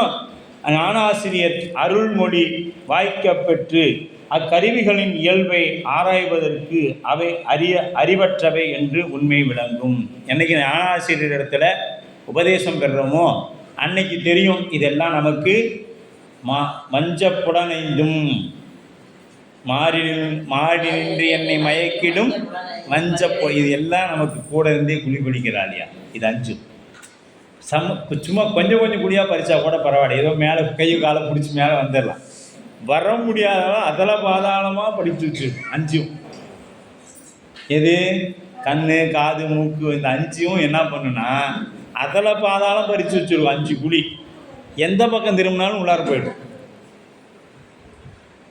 அதுதான் வஞ்ச புலனைந்தும். வஞ்சனைங்கிறது வஞ்சம் செய்கிறான் அப்படின்னா என்னென்னா கூட இருந்தே குழி பறிக்கிறது, கூட இருந்தே அவனை எப்படி வீண் பண்ணுறது. அதாவது சகுனி மகாபாரத கதையை தான் இதை எடுத்துக்கணும். சகுனி நேரடியாக துரோதனிடத்தில் சண்டையிட்டு ஜெயிக்க முடியாது. ஏன்னா ஆள் பலம் இல்லை. தன்னுடைய தம்பிமார்கள் அவங்களும் 100 பேர் இருந்தாங்க. சகுனியோட பிறந்தவங்க 100 பேர். அவங்க என்னத்துக்குன்னா எல்லாத்துக்கும் ஒவ்வொரு கபாலம் சாப்பாடு, ஒரு பிடி சாப்பாடு தான் தருவாங்க. சிறைகளை போட்டு என்ன பண்ணுவாங்க, ஒரு பிடி சாப்பாடு தான் தருவாங்க. இப்போ இது சகுனி பார்த்தாரு, அவங்க அண்ணங்களை தம்பிங்கெல்லாம் பார்த்தாங்க, இதை எல்லோரும் சாப்பிட்டோமா நம்ம எல்லோரும் ஒரு சேர ஒன்றா செத்து போயிடுவோம். அதனால் நம்மளில் அறிவு மிகுந்தவன் சகுனி தான், நாம் எல்லார் சாப்பாடையும் சேர்த்து அவனுக்கு கொடுத்துருவோம், அவன் ஒண்டி சாப்பிட்டு நல்லா இருக்கட்டும், அவன் பழி வாங்கட்டும் அப்படின்னு சொல்லிட்டு தான் நாம் பார்த்தா துரியோதனன் கூட இருக்கிற சகுனி பாண்டவர்களுக்கு நன்மை செய்தாரே ஒழிய துரியோதனங்களுக்கு தீமை தான் செய்தார். ஏன்னா சகுனிக்கு தெரியும் என்ன காய் எப்படி போட்டால் என்ன எப்படி விழும் அந்த சூதில் அப்படிங்கிறதெல்லாம் தெரியும். அதை பூரா என்ன பண்ணுவார், கிருஷ்ணா உனக்கு தெரியாதான்னு கேட்பார். அந்த மகாபாரதத்தில் கிருஷ்ணா இது உனக்கு தெரியாதா அப்படின்னு கேட்பார். ஏன்னா கிருஷ்ணனுக்கும் தெரியும் என்ன நடக்க போகுதுங்கிறது தெரியும், துரியோதனனுக்கும் தெரியும், சகுனிக்கும் தெரியும். கிருஷ்ணனும் சகுனியும் ஒன்றை ஒன்று விட்டு கொடுத்தவங்க இல்லை. ஆனால் சகுனி கூட இருந்தே வஞ்சனை பண்ணுவான். ஆனால் நன்மை செய்கிற மாதிரி தெரியும், ஆனால் அவர் தீமை செய்தார். இதெல்லாம் நீங்கள் ஏன் மகாபாரதம் கூட படிக்கணும், சைவர்கள் படிக்கணும். படிச்சுட்டா இங்கே வந்துடலாம். பகவத்கீதை படித்தீங்கன்னா கடைசியில் கிருஷ்ணன் போய் சிவபூசை கொடுத்துருவார். அப்போ நீங்கள் இங்கே வந்து தான் ஆகணும், சரிங்களா? அதனால் அதெல்லாம் படிக்கலாம். எல்லாமே நாம் எல்லா நூல்களையும் படிக்கணுங்க. நமக்கு மாற்று சமய நூல்களையும் படிக்கணும். படித்தா தான் அவன் முதல்ல எதிரியோட பலன் நமக்கு தெரியணும். பைபிள் படிக்கணும், குரான் படிக்கணும். அதில் என்ன சொல்லப்படுது, நாளைக்கு மாற்று சமயத்தில் ஒருத்தங்க நம்மகிட்ட கேட்குறாங்க, இப்போ உன் சமயத்தில் இது இருக்குது அப்படின்னு நம்ம சொல்லலாம். இதை நீ முதல்ல கடைப்பிடி, அதை கடைப்பிடிச்சோனாவே நீ சைவனாக ஆயிடலாம். ஏன்னா அதை கடைப்பிடிச்சானா அவன் ஒரு உலகத்துக்கு போவான். அங்கே இதாக சரியாக நீ இருந்ததுனால இனி இங்கே தேவையில்லை. நம்ம காளியை மாரியம்மன் கும்பிட்டு போய் அங்கே முக்தி கேட்டால் அவங்க என்ன பண்ணுவாங்க, இதெல்லாம் என்னால் தர முடியாது, நானும் அதுக்கு தான் முயற்சி பண்ணிகிட்டு இருக்கிறேன், அதுக்குள்ளே எனக்கு ஒரு பதவி கொடு சாமி இங்கே அனுப்பிட்டார், நீ தான் அங்கிட்டு போ. அப்படியே கீழே பஸ் ஸ்டாண்டுக்கு போனீங்கன்னா பெரிய ஒரு ராஜகோபுரம் இருக்கும், அந்த கோபுரத்துக்குள்ளே பூஜை, அங்கே சாமியெல்லாம் கொடுத்துட்டு வருவாங்க அப்படின்னு சொல்லி நம்மளையே அனுப்பிவிட்டாங்க. ஏன்னா நம்ம சிறுதெய்வ வழிபாட்டில் இருந்து தானே வந்திருக்கிறோம். எடுத்தோன்னே நம்ம பெருதெய்வ வழிபாட்டு போகிற அளவுக்கு நம்ம தவம் பண்ணியிருக்கோமானா இல்லை. அப்படி பேய்த்தியர் அப்படின்னா பாலை நிலத்தில் தோன்றுகின்ற காணல் நீரை நீர் என்று பருக நீர் என்று கருதி வரும் பேதைக்கு அதனை பருகி நீர் வேட்கையை தனித்து கொள்ள வருகின்ற அறிவில் அந்த அணைந்த பேய்த்தேர் அவன் நெருங்கி சென்ற காணல் நீர், அவன் நெருங்கி அந்த பேய்த்தேருங்கிறது காணல் நீருக்கு பேர் பேய்த்தேர் அப்படின்னு. மற்ற அழுந்து ஆகும் பேச்சிமையினால் நீராகி தோன்றிய தோற்றம் பொய்யாகி விடும் தன்மை போல வாய்ந்தது நல்லாசிரியன் அருள் கிடைக்கப்பட்டது. நல்ல ஆசிரியர் யாருங்க, இப்போ சொல்கிறது ஆசிரியர் இல்லை, இங்கே சொல்கிறது இந்த நம்ம வகுப்பு எடுக்கிற ஆசிரியர் இல்லை, குருநாதர் வேற, ஆசிரியர் வேற. இப்போ நாம் சொல்லிக் கொடுக்குறவங்களுக்கு பேர் என்ன, வித்யா குரு. 5 எழுத்து சொல்கிறவருக்கு பேர் என்னங்க, நான் ஆசிரியர். ஆமாம், அவங்க உணர்த்துறாங்க. நாம் வித்யா குரு சொல்லிக் கொடுக்கறது தான். இது வித்தியாசம் வேணும். நம்ம கொண்டு போய் எனக்கு குருநாதரே நீங்கள் தாங்கியா அப்படின்னா எங்கேயும் நிற்கக்கூடாது. இது வித்யா குரு, நம்ம படிக்கிறோம். இப்போ நான் உணர்ந்து சொல்கிறோம்னா இல்லை, புத்தகத்தில் இருக்கிறத படிக்கலாம், படித்து நீங்களாக படித்தா படிக்க மாட்டீங்கிறதுக்காக ஆதீனம் என்ன பண்ணிடுச்சுன்னா உட்காந்து சொல்லு நம்மளுக்கு சொல்லி வச்சுக்கிறாங்களே ஒழிய உணர்ந்து சொல்கிறோமானா இல்லை. அதை உணர்ந்து நம்ம அறிவின் பக்குவத்திற்கேற்றார் போல் 5 எழுத்து சொல்லக்கூடியது யாருங்க, நம்ம குருநாதர் வித்யாகுரு. அவரும் ஞானகுரு, இது வித்யாகுரு அப்படிங்கிறத நாம் படித்து பார்த்துக்கணும். அவன் வாய்த்து நல்லாசிரியன் அருள் கிடைக்கப்பட்டு அதனை கண்டு உணர்வான். அவ்வழியில் அசத்தாகிய கருவிகளின் இயல்பை உள்ளவாறு உணர்வான். உணர்பவர் இல்லாமல் உரைக்க மாட்டா ஏனையோ உள்ளது போல அசத்து இன்மை காணும். அக்கருவிகளிடத்து சித்துத்தன்மையே காணப்படும். அதாவது அவை அறிவற்றை போலவே காணப்படும். அது கண்டு உணர்வார் உள்வழியில் நல்லாசிரியனது அருள் வாக்குப்பற்று அக்கருவிகளின் இயல்பை உள்ளவாறு உணர்வார். உள்ளது போல் உள்ள பொழுது, எப்போ உள்ளவாறு உணர்வார், எப்போ உள்ள பொழுது அப்படின்னு சொல்லப்படுது. இல்லது எனக்கான் அவற்றிலிருந்து சித்துத்தன்மை இல்லையே ஆகும். அவற்றிலிருந்து சித்துத்தன்மை இல்லையே ஆகும். அதாவது அவை அறிவில்லாதவை என்ற உண்மை புலப்படும். இதனை அறிவாயாக அப்படின்னு சொல்லப்படுது. வாய்த்தது என்பதற்கு நானாசிரியது உபதேச மொழி.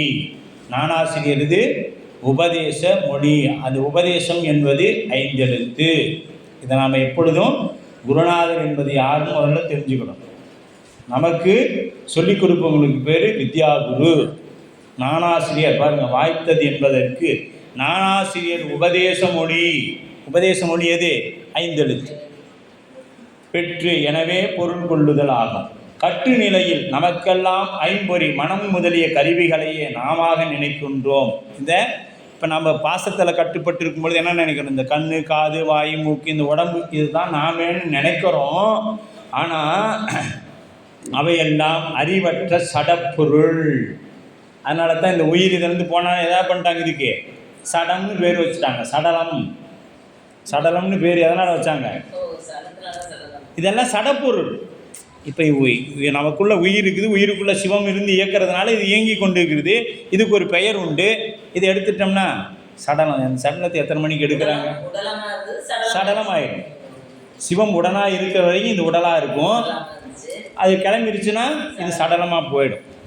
அப்போ வேறாகி அறிவு பொருள் என்பதையும் உணர்வதில்லை. இது எதுக்கு? அறிவற்ற சடப்பொருள் என்பதை நாம் அவற்றின் வேறாகி அறியும் பொருள் என்பதையும் உணர்வதில்லை. இதெல்லாம் உண்மை இல்லை. இது சடப்பொருளுங்கிறத நாம் என்ன பண்ணுறதில்லை, உணர்வது இல்லை. ஆசிரியர் அருள்மொழியை பெற்று ஆராய்ந்து பக்குவம் உடையவருக்கே கருவிகளின் உண்மை இயல்பு உள்ளவாறு விளங்கும். இது யாருக்கு விளங்கும்? ஞானாசிரியர் குருவருளால் வைத்தபடி இருக்க மாட்டாத மாந்தர்க்கு சித்த சலனமாம் தினம். தினம்னா என்னங்க? ஒவ்வொரு நாளும் சித்தம் புத்தி சலனப்பட்டு கொண்டே இருக்கும். சலனம்னா என்ன?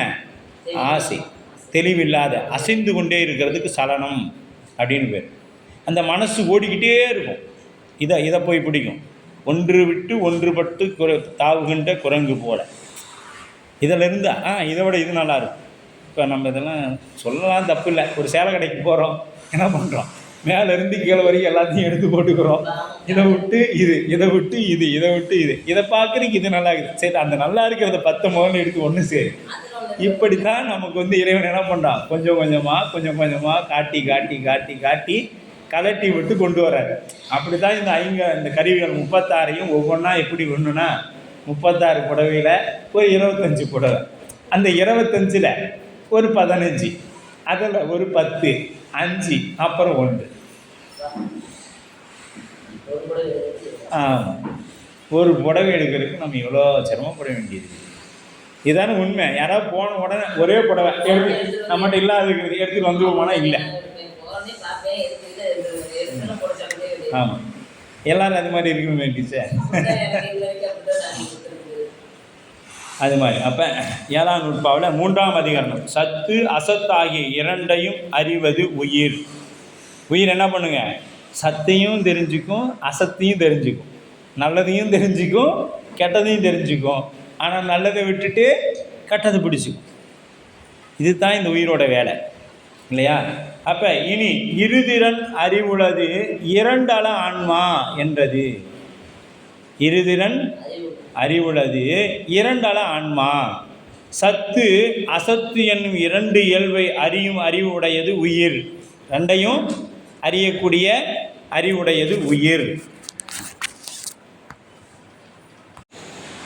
சத்து அசத்து என்னும் 2 இயல்பையும் அறியும் அறிவுடையது உயிர்.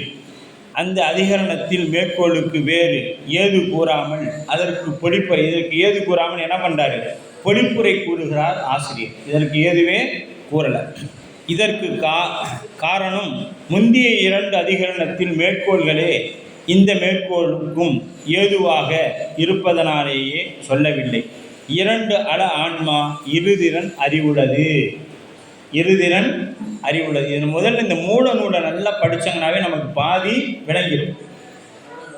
மூல நூலை ஒரு முறைக்கு 4 முறை படித்தோம்னா விளங்கிடும். 2 அல ஆன்மா எது எதனால்? இருதிறன் அறிவுள்ளது, ரெண்டையும் அறியக்கூடியது. ஆனால் ஆன்மா 2 அல்ல.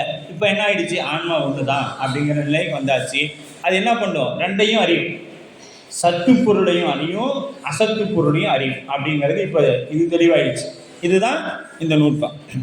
ஆன்மா சத்து அசத்து என்னும் இரண்டும் ஆகாமல் ஒரு வகையில் அவ்விரண்டு தன்மையையும் உடையதாகின்றது என்பது புலனாகும். இப்போ 2 தன்மையும் உடையது ஆன்மா, ஆனால் ஒன்று தான் அப்படிங்கிறது. அது பற்றியே சதசத்து என்று தனிப்பொருளாய் கொள்ளப்படுகிறது. இதற்கு சதசத்து, சதசத்து என்பதற்கு சத்து ஆகாது, அசத்து ஆகாது. சதசத்தோடு கூடிய பொழுது சத்தாயும், சத்தோடு கூடிய பொழுது சத்தாயும், அசத்தோடு கூடிய பொழுது அசத்தாயும் நிற்பதோடு தன்மை என்பது பொருளாகும். இது சத்தோடு போய் சேர்ந்துச்சுன்னா சத்து மாதிரியே நிற்கும், அசத்தோடு சேர்ந்துருச்சுன்னா அசத்து மாதிரியே நிற்கும். இது எது? ஆனால் என்ன தனித்து மட்டும் நிற்காது. இது என்ன பண்ணாது? கூட்டணி ஆட்சி தான், தனி கூட்டணி ஆட்சி தான். எப்பொழுதுமே தனித்து ஆட்சி பண்ணவே பண்ணாது உயிர். அப்போவே கூட்டணி போட்டாங்க. அனாதி காலம் தொட்டே கூட்டணியில் தான் இருக்குது ஆட்சி, தனித்த ஆட்சியே கிடையாது அப்படின்னு இருக்குது. ஆமாம், தனித்தலைவன் அவர் மட்டும்தான். உயிர் எப்பொழுதுமே கூட்டணி ஆட்சியில் தான் இருக்கும். அது கூட்டணி இல்லைன்னா அது இல்லாமல் போயிடும். அதனால் அது எங்கேயோ ஒரு பக்கம் கூட்டணி, ஒன்று சத்தில் கூட்டணியாக இருக்கும், இல்லைன்னா கிடந்தா கேவலத்தில் கிடக்கும், இல்லையா முக்தியில் கிடக்கும். இப்படி தான் இருக்குமே ஒழிஞ்சு அது எங்கேயுமே தனியாக நிற்கவே நிற்காது. அதனால தான் பாருங்கள், நாமளும் தனியாக நிற்கிறவனா நிற்க மாட்டோம். ஒன்று கெட்டவனோடு சேர்ந்துருப்போம், இல்லைன்னா நல்லவனோடு சேர்ந்துருப்போம். தனிச்சு மட்டும் நம்ம இருக்கவே மாட்டோம். மொத்தத்தில் யாராவது ஒருத்தர் எங்கேயா போனால் யாராவது ஒருத்தர் வந்தால் பரவாயில்லையே கூட, நான் மட்டும் தனியாக போகிறதா அப்படி சொல்கிறோமா இல்லையா? இங்கே நம்ம போகக்குள்ள சுடுகாட்டுக்கு உடம்பு போகக்குள்ள எங்கேயும் தனியாக ஒரு ஆள் போகிறோங்க, கூட கூப்பிடுவாங்க. யாராவது வருவாங்களோ, கூப்பிட்டாங்கன்னா வரமாட்டாங்க. அப்போ கேட்டோம்னா யார் நம்மளோட? ஆமாம், போகக்கூடாது. வாங்க சாமி வாங்க. சத்தோடு கூடிய பொழுது சத்தாயும், அசத்தோடு கூடிய பொழுது அசத்தாயும் நிற்பதோடு தன்மை என்பது பொருளாகும். இப்போ ஒரு கேள்வி வரலாம், 2 மாறுபட்ட தன்மை உள்ள ஒரு பொருளிலேயே இருத்தல் இயலுமா என்பதை இங்கே ஒரு கேள்வி வரலாம். 2மே ஒருத்தன்ட்டே இருக்குமா? அவன் நல்லவனும் தாங்க, ஆனால் கெட்டவனும் தாங்க அப்படின்னு சொல்லிட முடியுமா? அம்மா நிறைய படம் பார்க்குறாங்க போல. சத்தோடு போகும்பொழுது சத்தாயும் அசத்தாக போன. ஆமாம், 3 ஆணவம் கண்மம் மாயை 3 இருக்கும். சாத்வீகம் ராட்சசம் தாமசம் 3 அந்த படத்தில். அது பார்ப்பதற்கு உங்களுக்கு அந்த திரைப்படம் ஒரு இதாக தெரியலாம். ஆனால் சாத்வீக குணத்தில் இருந்தால் என்னென்ன துன்பத்தெல்லாம் அனுபவிக்கிறான், அதே ராட்சச குணம் வந்தால் இவன் யாரையெல்லாம் துன்பப்படுத்துகிறான் காமிச்சிருக்கும். அது எடுத்தது கூட அந்த ஆற்றங்கரை ஓரத்துலேயும் அங்கே சுற்றியுள்ள இடங்கள்லையும் தான் நிறைய எடுத்திருக்காங்க. சரி, அங்கே போக வேண்டாம், டாபிக் மாறிடும். அப்போ 2 இப்போ சதசத்து என்பதற்கு சத்து தன்மை அசத்து தன்மை ஆகிய 2 தன்மையும் உடையது என்பது பொருள் அன்று. 2 தன்மையும் இருக்குதுன்னு பொருள் அல்ல. சத்தாகவும் இருக்கும், அசத்தாகவும் இருக்குது அப்படின்னு சொல்ல முடியாது. 2ற்கும் பொதுவாகிய வேறொரு தன்மை உடையது என்பது பொருளாகும். சதசத்துனா 2க்கும் வேறாகிய ஒரு பொருள். சத்து அசத்தாகிய 2ற்கு பொதுவாக நிற்றல். சத்தோடு கூடிய பொழுது சத்தான் தன்மையும், அசத்தோடு கூடிய பொழுது அசத்தான் தன்மையும். இப்போ நல்லவனோட போனாங்கன்னா நல்லவனாக இருப்பார், இந்த பக்கம் கெட்டவனோட போனால் கெட்டவனாக மாறிடுவார். அப்போ ஆன்மா அசத்தையும் சத்தையும் அறியும் ஒன்று. அடுத்து பார்த்திங்கன்னா, அசத்தை அறியும் பொழுது அது அசத்தாயும், சத்தை அறியும் பொழுது சத்தாயும் நிற்கும். உள்ள ஆன்மா அசத்தாலும் சத்தாலும் அறிதல். ஆன்மா அசத்தாலும் சத்தாலும் அறிதல் அப்படின்னா பெத்த காலத்தில் அறிவித்த அறியும் ஆன்மா. இப்போ நமக்கு யாராவது சொல்லி கொடுத்தாதான் என்ன ஆகும்? இப்போ நம்ம ஆதினம் என்ன பண்ணுது? சாத்திர நூல்களை பதிச்சு செய்து அதோடு விட்டுறல, அது ஆன்மா அப்படியே படிச்சுலாம் விளங்கிக்காது அப்படின்னு ஒரு ஆசிரியர் நியமனம் பண்ணி அதை உட்காந்து மெய்கண்டாரே இதுக்கு விளக்கம் எழுதியிருக்கிறார். அந்த விளக்கத்திற்கு ஒரு விளக்க நூல் தேவைப்பட்டது, மாபாடியம். அதிலிருந்து நமக்கு தேவையானது மட்டும் எடுத்து ஒரு ஆசிரியரை வைத்து நமக்கு கொடுத்துருக்குறாங்க. சரி, அதை படித்தாவாச்சு நமக்கு விளங்கிக்குமான்னு பார்த்தா அதுவும் விளங்கிக்காது. அப்போ ஒரு வகுப்பை ஏற்படுத்தி அங்கே ஒரு ஆசிரியர் நியமனம் பண்ணி அந்த ஆசிரியர் வழியாக சொல்லணும். அப்போயாவது விளங்கி கொள்ளுமா அப்படிங்கிறதுக்கு தான் இவ்வளோ தேவைப்படுது. எதுக்கு? நமக்கு இந்த நூல் படிப்பதற்கு என்ன தேவைப்படுது? நூல் வேணும். அது நூலை பதிப்பாசிரியர் வேணும். பதிப்பாசிரியருக்கு மேலே அதை அந்த விளக்க உரையை விளக்கிறதுக்கு ஒரு நூல் வேணும். அதை படித்து சொல்வதற்கு ஒரு ஆசிரியர். இப்படி இருந்தால் தான் அந்த உயிர் ஒன்றை உணர்ந்து கொள்ளும். இல்லைனா உணர்ந்து கொள்ளாது. நமக்கு இன்னைக்கு யூடியூப்பே இருக்குது, கேட்டோம்னா நம்ம முழுசாக யூடியூப்பில் கேட்குறோமான்னு யாராவது முழுசாக நான் யூடியூப்பில் ஒரு வகுப்பு கேட்டு நல்லா தெரிஞ்சுட்டுன்னு சொல்லுங்கள் பார்க்க வாய்ப்பு இல்லை. அதாவது கேட்கலாம், ஆனால் அது கேட்கவே என்ன ஆகும்? நம்மளுடைய சிந்தனை வேறு பக்கமும் செயல்கள் வேறைக்கும் போயிடும். அது பாட்டுக்கு ஓடிட்டு இருக்கும். அடாடா இது எங்கே விட்டுட்டோம், மறுபடியும் 10 நிமிஷத்தில் கேட்டோம், மறுபடியும் 10 நிமிஷத்துக்கு வரணும், மறுபடியும் 2 நிமிஷம் கேட்போம், நம்ம சிந்தனை வேறு பக்கம் போயிடும். ஆனால் வகுப்பறை என்பது சிந்தனை 90% அங்கே தான் இருக்கும். ஏன்னா ஆசிரியர் நம்ம கவனிப்பாங்களே, நம்ம தூங்குறோமே அப்படின்னு சொல்லி அதை தட்டி எழுப்பணும். அன்றைக்கி தூங்காது, எந்திரி. அப்படி தான் சித்தாந்தம் கேட்டால் தூங்கும். ஏன்னா இது நம்ம பற்றி பேசக்கூட நமக்கு என்ன வரும்? தூக்கம் தான் வரும்.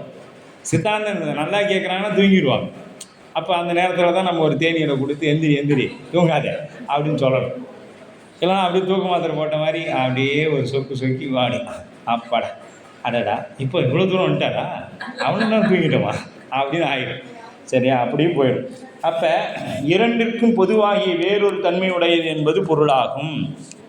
சத்து அசத்தாகிய இரண்டிற்கும் பொதுவாக சத்தோடு கூடிய பொழுது சத்தாய். அப்போ ஆன்மா சத்தாகும் அசத்தாடும் அறிதல் அப்படின்னா பெத்த காலத்தில் அது அறியும். ஆன்மா எதை அறியும்? அறிவிக்க அறியும். பெத்த காலத்தில் அறிவிச்சா மட்டும்தான் அறியும், இல்லைனா அது தெரிஞ்சுக்காது. ஆனால் முக்தி நிலையில் சத்தாகிய திருவருள் அறிவிக்க அறியும் என்பது விளங்கும். அங்கே என்ன படும்? திருவருள் அறிவிக்க தான் அறியுமே ஒழிஞ்சு இது தானாக போய் சிவத்தை அறிந்து கொள்ளாது. அறியப்படும் பொருளே அவிநாசி அப்பா, அரிய பொருளே அவிநாசி அப்பா அப்படிங்க. அறியப்படும் பொருள் ஞானம் எனப்படும். அறியப்படும் பொருளுக்கு ஞானம். இது உபதேசாய், உபதேசித்தாய். அறிவிக்க அறிதல் என்பது உபதேசிக்கத்தான் நமக்கு. இப்போ நாமளா 5 எழுத்து சொல்லிடுறோம். யாரையா நானே கண்ணை மூடிட்டு நின்னங்க, எனக்கு தோணுச்சுங்க சிவாய நமக்கு சொல்லிட்டு இருக்கிறேங்க அப்படின்னா அந்த சிவாய நமக்குன்னா என்ன பண்ணுவாங்க? முன்னல பின்னல பீஜ மந்திரங்கள் சேர்த்துவாங்க, ஆன்மா பக்குவ பெரும் பொருட்டாக. சரிங்களா? அப்போ அறிவிக்க தான் அறியும். சிவத்திட்ட இருந்தாலும் அங்கே சிவம் என்ன சொல்லுதோ அது செய்யும். அதுதான் அதோட வேலை. அப்போ இப்போ ஆன்மா அசத்திலும் சத்திலும் அழுந்துதல். இப்போ அழுந்துதல் நான் சத்தில் சொல்ல முடியாது, ஏன்னா அதை அனுபவிச்சதுன்னா நான் எங்கே வரப்போகிறேன். ஆனால் அசத்தில் சொல்லலாம். இப்போ நம்ம வீட்டில் என்ன பண்ணுறோம்? வீட்டு கதவெல்லாம் சாத்தியிருக்கிறோம். சாத்திட்டு 6 மணிக்கு தொலைக்காட்சி பெட்டி ஓப்பன் பண்ணோம்னா என்னென்ன நாடகம் இருக்குது 11 மணி வரைக்கும் அத்தனையும் பார்க்குறோம். அதை நல்லா உத்து பார்த்துட்டு இருக்கும் பொழுது நமக்கு பின்னாடி கதவை திறந்து திருடன் வீட்டில் பூந்து எல்லாம் எடுத்துகிட்டு போயிடுவான், நமக்கு தெரியாது. இப்போ நம்மளுடைய கவனம் எங்கே இருந்துச்சு?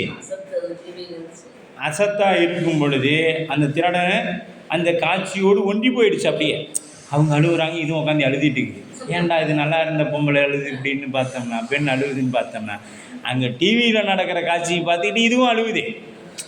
அங்கே சிரித்தோன்னே இதுவும் கணீர்னு சிரிக்குது, ஆஹா அப்படின்னு சிரிக்குது. என்னடா அப்படின்னு அங்கே டிவியில் சிரிக்கிறாங்கன்னு இது சிரிக்குது. நம்ம வீட்டுக்குள்ளே போனோம்னா பயமாகிடும். என்னடா திடீர்னு நல்லா இருந்தோம் வீட்டுக்காரமாக இப்படி சிரிக்குதே அப்படின்னு நம்ம பார்ப்போம். ஏன்னா அது அந்த காட்சியில் அழுந்தி போயிடுச்சு. சில பேர் சினிமா அந்த சண்டை படம்லாம் பார்த்துட்டு வரக்குள்ளீங்களா அவன் 5 நிமிஷம் நடப்பான்.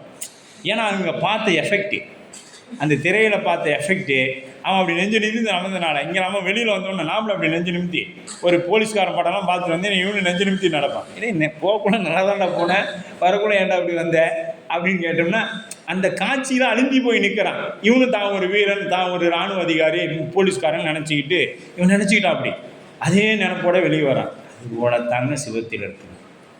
சிவபெருமானிடத்தில் போய் அவருடைய திருவருள் கருணையில் அழுந்திட்டோம்னா அப்படியே அது என்ன பண்ணும், அப்படியே சிவத்தை அப்படியே துய்த்து கொண்டே இருக்கும். சிவம் எப்படிப்பட்டது? வேண்டுதல் வேண்டாமை இளன். அப்போ சிவபெருமானிடத்தில் நாம் அழுந்திட்டோம்னா யார் நல்லவனாக இருந்தாலும் கெட்டவனாக இருந்தாலும் அது நமக்கு தேவை இருக்கட்டும். சாமிகிட்ட இருக்கிறது பூரா நல்லதாகவே இருக்குது. பாம்பு, பேய், பிசாசு, என்ன அப்புறம் நெருப்பு, தண்ணி, இதெல்லாம் ஏதாவது நமக்கு நன்மை கொஞ்சமாக இருந்தால் நன்மை செய்யும். இது எல்லாமே கொஞ்சமாக இருந்தால் நன்மையை செய்யும். இதெல்லாம் சாமிகிட்ட இருக்கிறது பூரா அதிகம். இங்கே ஒரு முடியை தான் எடுத்து விட்டார், அந்த அம்மா பாட்டு கொட்டிக்கிட்டே இருக்குது. கங்கை இந்த பக்கம் நெருப்பு. இதெல்லாம் ஒரு இடத்துல இருக்குமானா எங்கே இருக்குன்னா சிவபெருமானத்தில் தான் இதெல்லாம் ஒன்றா இருக்கும். இந்த சந்திரனும் பாம்பும் எல்லாம் ஒன்றுக்கு ஒன்று பகையானது. அதனால தான் நம்ம கோயிலுக்கு போனோம்னா எல்லாம் ஒருத்தருக்கு பகையானவங்களாக தான் இருக்கும். எல்லாம் ஒற்றுமையாக இருக்கிறவனா இல்லை, அது எனக்கு ஆகாது, இது எனக்கு ஆகாது. அந்த ஆகாத பூரா சாமி ஒன்றா வச்சுருக்கிறார். ஆகாத பூரா சாமி ஒன்றா வச்சுருக்கிறார். இதெல்லாம் வெளியில் விட்டு ஆபத்து, நம்ம கூட வச்சுக்கலாம் அப்படின்னு இல்லையா? பாம்பு அவர் வச்சுக்கலாம் பாருங்க. பாம்பு, புலித்தோடு, யானைத்தோலாம் கொண்டு வந்து நம்ம மேலே போட்டால் அப்படியே அடத்தம் போய் சேர்ந்துடும். எதெல்லாம் ஆகாது? எருக்கம்பூவு, ஓமத்தம்பூ. நீங்கள் ஓமத்தம்பூ பறிச்சிட்டிங்கன்னா அந்த கையில் போய் நீங்கள் கை கழுவிட்டு கூட சாப்பிட முடியாது, அவ்வளோ நாட்டம் அடிக்கும். நொச்சி இலை, இதெல்லாம் ஆகாது, விஷத்தன்மை இருக்கும், அதெல்லாம் சுவாமி வச்சுக்கிறார். அது மாதிரி தான் நம்மளையும் வச்சுக்கிறார். நாமெல்லாம் எதுக்கும் ஆகாதவங்கன்னு சொல்லி சாமி என்ன பண்ணுறாரு, இதெல்லாம் வெளியே விட்டால் இருக்கிறதெல்லாம் கெடுத்துடும், அதனால் தூக்கி நம்மகிட்ட வச்சுக்கோன்னு வச்சுக்கிட்டார் அப்படின்னு நினச்சிக்கலாம். அப்போ அதெல்லாம் அப்படியே அழுந்து நிற்கிறது. அந்த நேரத்தில் திருடன் புகுந்தா எப்படி வீட்டுக்குள்ளே தெரியாதோ அதுபோல் சிவனிடத்தில் அழுந்திட்டோம்னா வெளி உலகத்தில் என்ன நடக்குதுன்னு நமக்கு தெரியாது. வெளி உலகத்தில் என்ன நடக்குதுன்னு நமக்கு தெரியாது. அவர்களது அறிவு அவர் வசமாய் நிற்றல் அல்லவா, அவ்வாறே எல்லாம் அறிய முடியும். அதில் நின்னாதான் அதை அறிய முடியும். இப்படி அறியப்படும் உலகப் பொருள் அழுந்தி நிற்றலே உலக அனுபவம் எனப்படும். இது உலகப் பொருள் அழுந்தி நிற்கிறதுக்கு என்ன பேருங்க? உலக அனுபவம். எனவே ஆன்மா பெத்த காலத்தில் அசத்தாகிய உலகப் பொருள்களில் அழுந்திய கருவிகளாக அறிந்து அசத்தாகிய பொருள்களின் கண்ணையே அழுந்தி நிற்கும். இனி அசத்தின் தொடர்பு நீங்கிய முக்தி காலத்தில் ஆன்மாவுக்கு சார்பாயிருப்பது சத்தாகிய சிவமே ஆகும். அந்த நிலையில் ஆன்மா சத்தாகிய சிவத்தை சிவத்தின் கண்ணே அழுந்தி நிற்கும். இதுவே சிவ அனுபவம் எனப்படும். இந்த கண்ணில் சிவம் நின்று சிவத்தை காட்டினாதான் இந்த ஆன்மா எனக்கு தெரியும், சிவத்தை உணர்ந்து கொள்ள முடியும். அப்போ மூணாவது வாக்கியத்தில் உள்ள உளதாய் என்பதற்கு அழுந்தி நிற்றலாய் என்பது பொருளாகும். மூணாவது இதில் இருக்கிறது. அப்போ பெத்தம் முத்தி அப்படின்னு ரெண்டாக போட்டோம்னா, ஒன்று ஆன்மா அசத்தாகிய உலகத்தை அறியும் பெத்த நிலையில், முக்தி நிலையில் ஆன்மா சத்தாகிய சிவத்தை அறியும். ரெண்டு, ஆன்மா அசத்தாகிய கருவிகளால் அறியும் அப்படின்னு பார்த்தோம். ஆன்மா சத்தாகிய திருவருளால் அறியும். ஆன்மா சத்தாகிய திருவருளால் அறியும். மூணாவது, ஆன்மா அசத்தாகிய உலகத்தில் அழுந்தி இருக்கும். இந்த பக்கம் ஆன்மா முக்தியாகிய சிவத்தில் சத்தாகிய சிவத்தில் அழுந்தி நிற்கும் முக்தி காலத்தில். இப்போ பெத்த நிலையில் எப்படி உலகத்தை அறியும், அங்கே சிவத்தை அறியும் முக்தி நிலையில். இங்கே கருவிகளால் அறியும், அங்கே திருவருள் சக்தியினால் அறியும். இங்கே உலகத்தில் அழுந்தி இருக்கும், அங்கே சிவத்தில் அழுந்தி நிற்கும். பெத்த நிலைக்கும் முக்தி நிலைக்கும் வேறுபாடு இதுதான். இங்கே இதில் அழுந்தி நிற்கும், இது எங்கே போனாலும் அதோடு அப்படியே அழுந்திருங்க. இந்த உயிரோட ஆன்மாவோட தன்மை என்னென்னா, எதோட போய் சேருதோ அதுதான் சார்தலின் வண்ணமாதல். எதில் போய் சேருதோ அதுவாக அழுந்தி நிற்கும். அப்போ ஆன்மா அசத்தை அசத்தால் அறிந்து அசத்தினிடத்தை அழுந்தி நிற்கும். ஆன்மா சத்தை சத்தால் அறிந்து சத்தினிடத்தை அழுந்தி நிற்கும். இருதிறன் அறிவுள்ளது. இப்போ இது இருதிறன் அறிவுள்ளது என்ற தொடரை நோக்குவோம். இத்தொடர் 3 வகையாக விரித்து கொள்ளும்படி அமைத்து நிற்கிறது. இதை 3 வகையாக ஆசிரியர் பிரித்து நிற்கிறாங்க. எப்படின்னு பார்த்தீங்கன்னா, இரு திறனையும் அறியும் அறிவுள்ளது. இரு திறனாலும் விளங்கும் அறிவுள்ளது. இரு திறனிலும் அழுந்தும் அறிவுள்ளது. ரெண்டு திறனையும் அறியக்கூடிய அறிவும் உண்டு. இரு திறனாலும் விளங்கும் அறிவும் உண்டு. ரெண்டையும் விளக்கம் பெற அறிவும் ஆன்மாவுக்கு உண்டு. ரெண்டுலையும் அழுந்து நிற்கக்கூடிய அறிவும் ஆன்மாவுக்கு உண்டு. இருதிறன் அறிவுள்ளது இரண்டல ஆன்மா என்ற தொடரிலும் அதன் பொழிப்புரையதும் ஆன்மாவின் இயல்பு மூன்றாம் என்பது விளங்கும். சத்து ஆகாமல் அசத்து ஆகாமல் அவற்றின் வேறாய் நிற்றல். 1. 2. விளங்கும் பொருள் உள்ள பொழுது அறிவு விளங்கியும் அப்பொருள் விளங்காத பொழுது அறிவு விளங்காது நிற்கும். விளங்கும் பொழுது அறிவு விளங்கியும் விளங்காத பொழுது அறிவு விளங்காமலும் நிற்கும். தன் தன்மை தோன்றாமல் சார்ந்ததின் வண்ணமாதல் நிற்றல் எனப்படும். தன் தன்மை தோன்றாது, உயிரோட தன்மை தோன்றாது. எதனை சார்ந்து நிற்குதோ அதோட தன்மை தோன்றி நிற்கும். இனி ஆன்மா சத்து அசத்தாகிய இரண்டையும் அறிவது என்பதை விளக்குவதற்கு ஒரு எடுத்துக்காட்டு அப்படின்னு சொல்லி சொல்கிறாங்க. அரு உருவம் அப்படிங்கிற எடுத்துக்காட்டு பாருங்க. அரு உருவாம் தான் அறிதல் ஆயிலையாய் ஆன்மா அரு உருவம் அன்று ஆகும் உண்மை.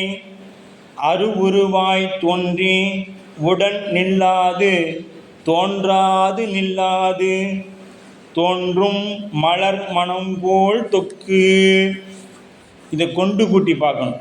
ஆய இலையாய் ஆன்மா அவ்வுருவாம் அறிதல் அவ்வுருவாம் அன்று ஆகும் உண்மை.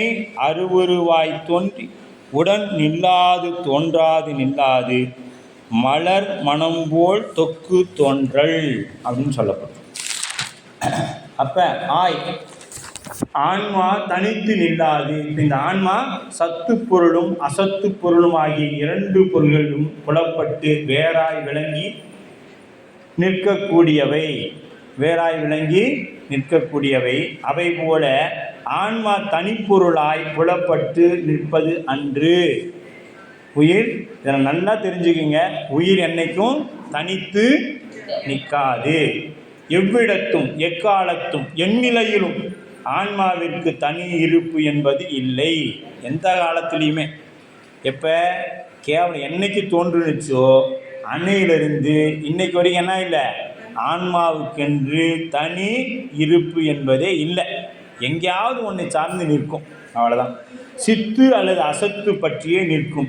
கேவல நிலையில் ஆணவத்தை பற்றி நிற்கும். கேவலத்தில் என்னத்தை பற்றி நிற்கும்? ஆணவத்தை பற்றி நிற்கும்.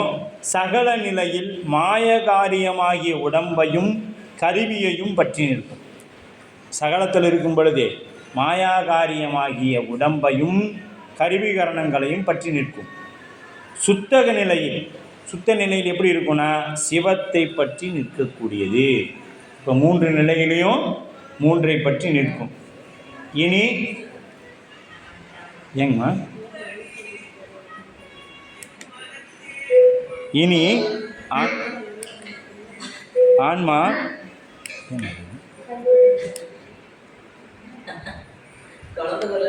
ஆமாங்க.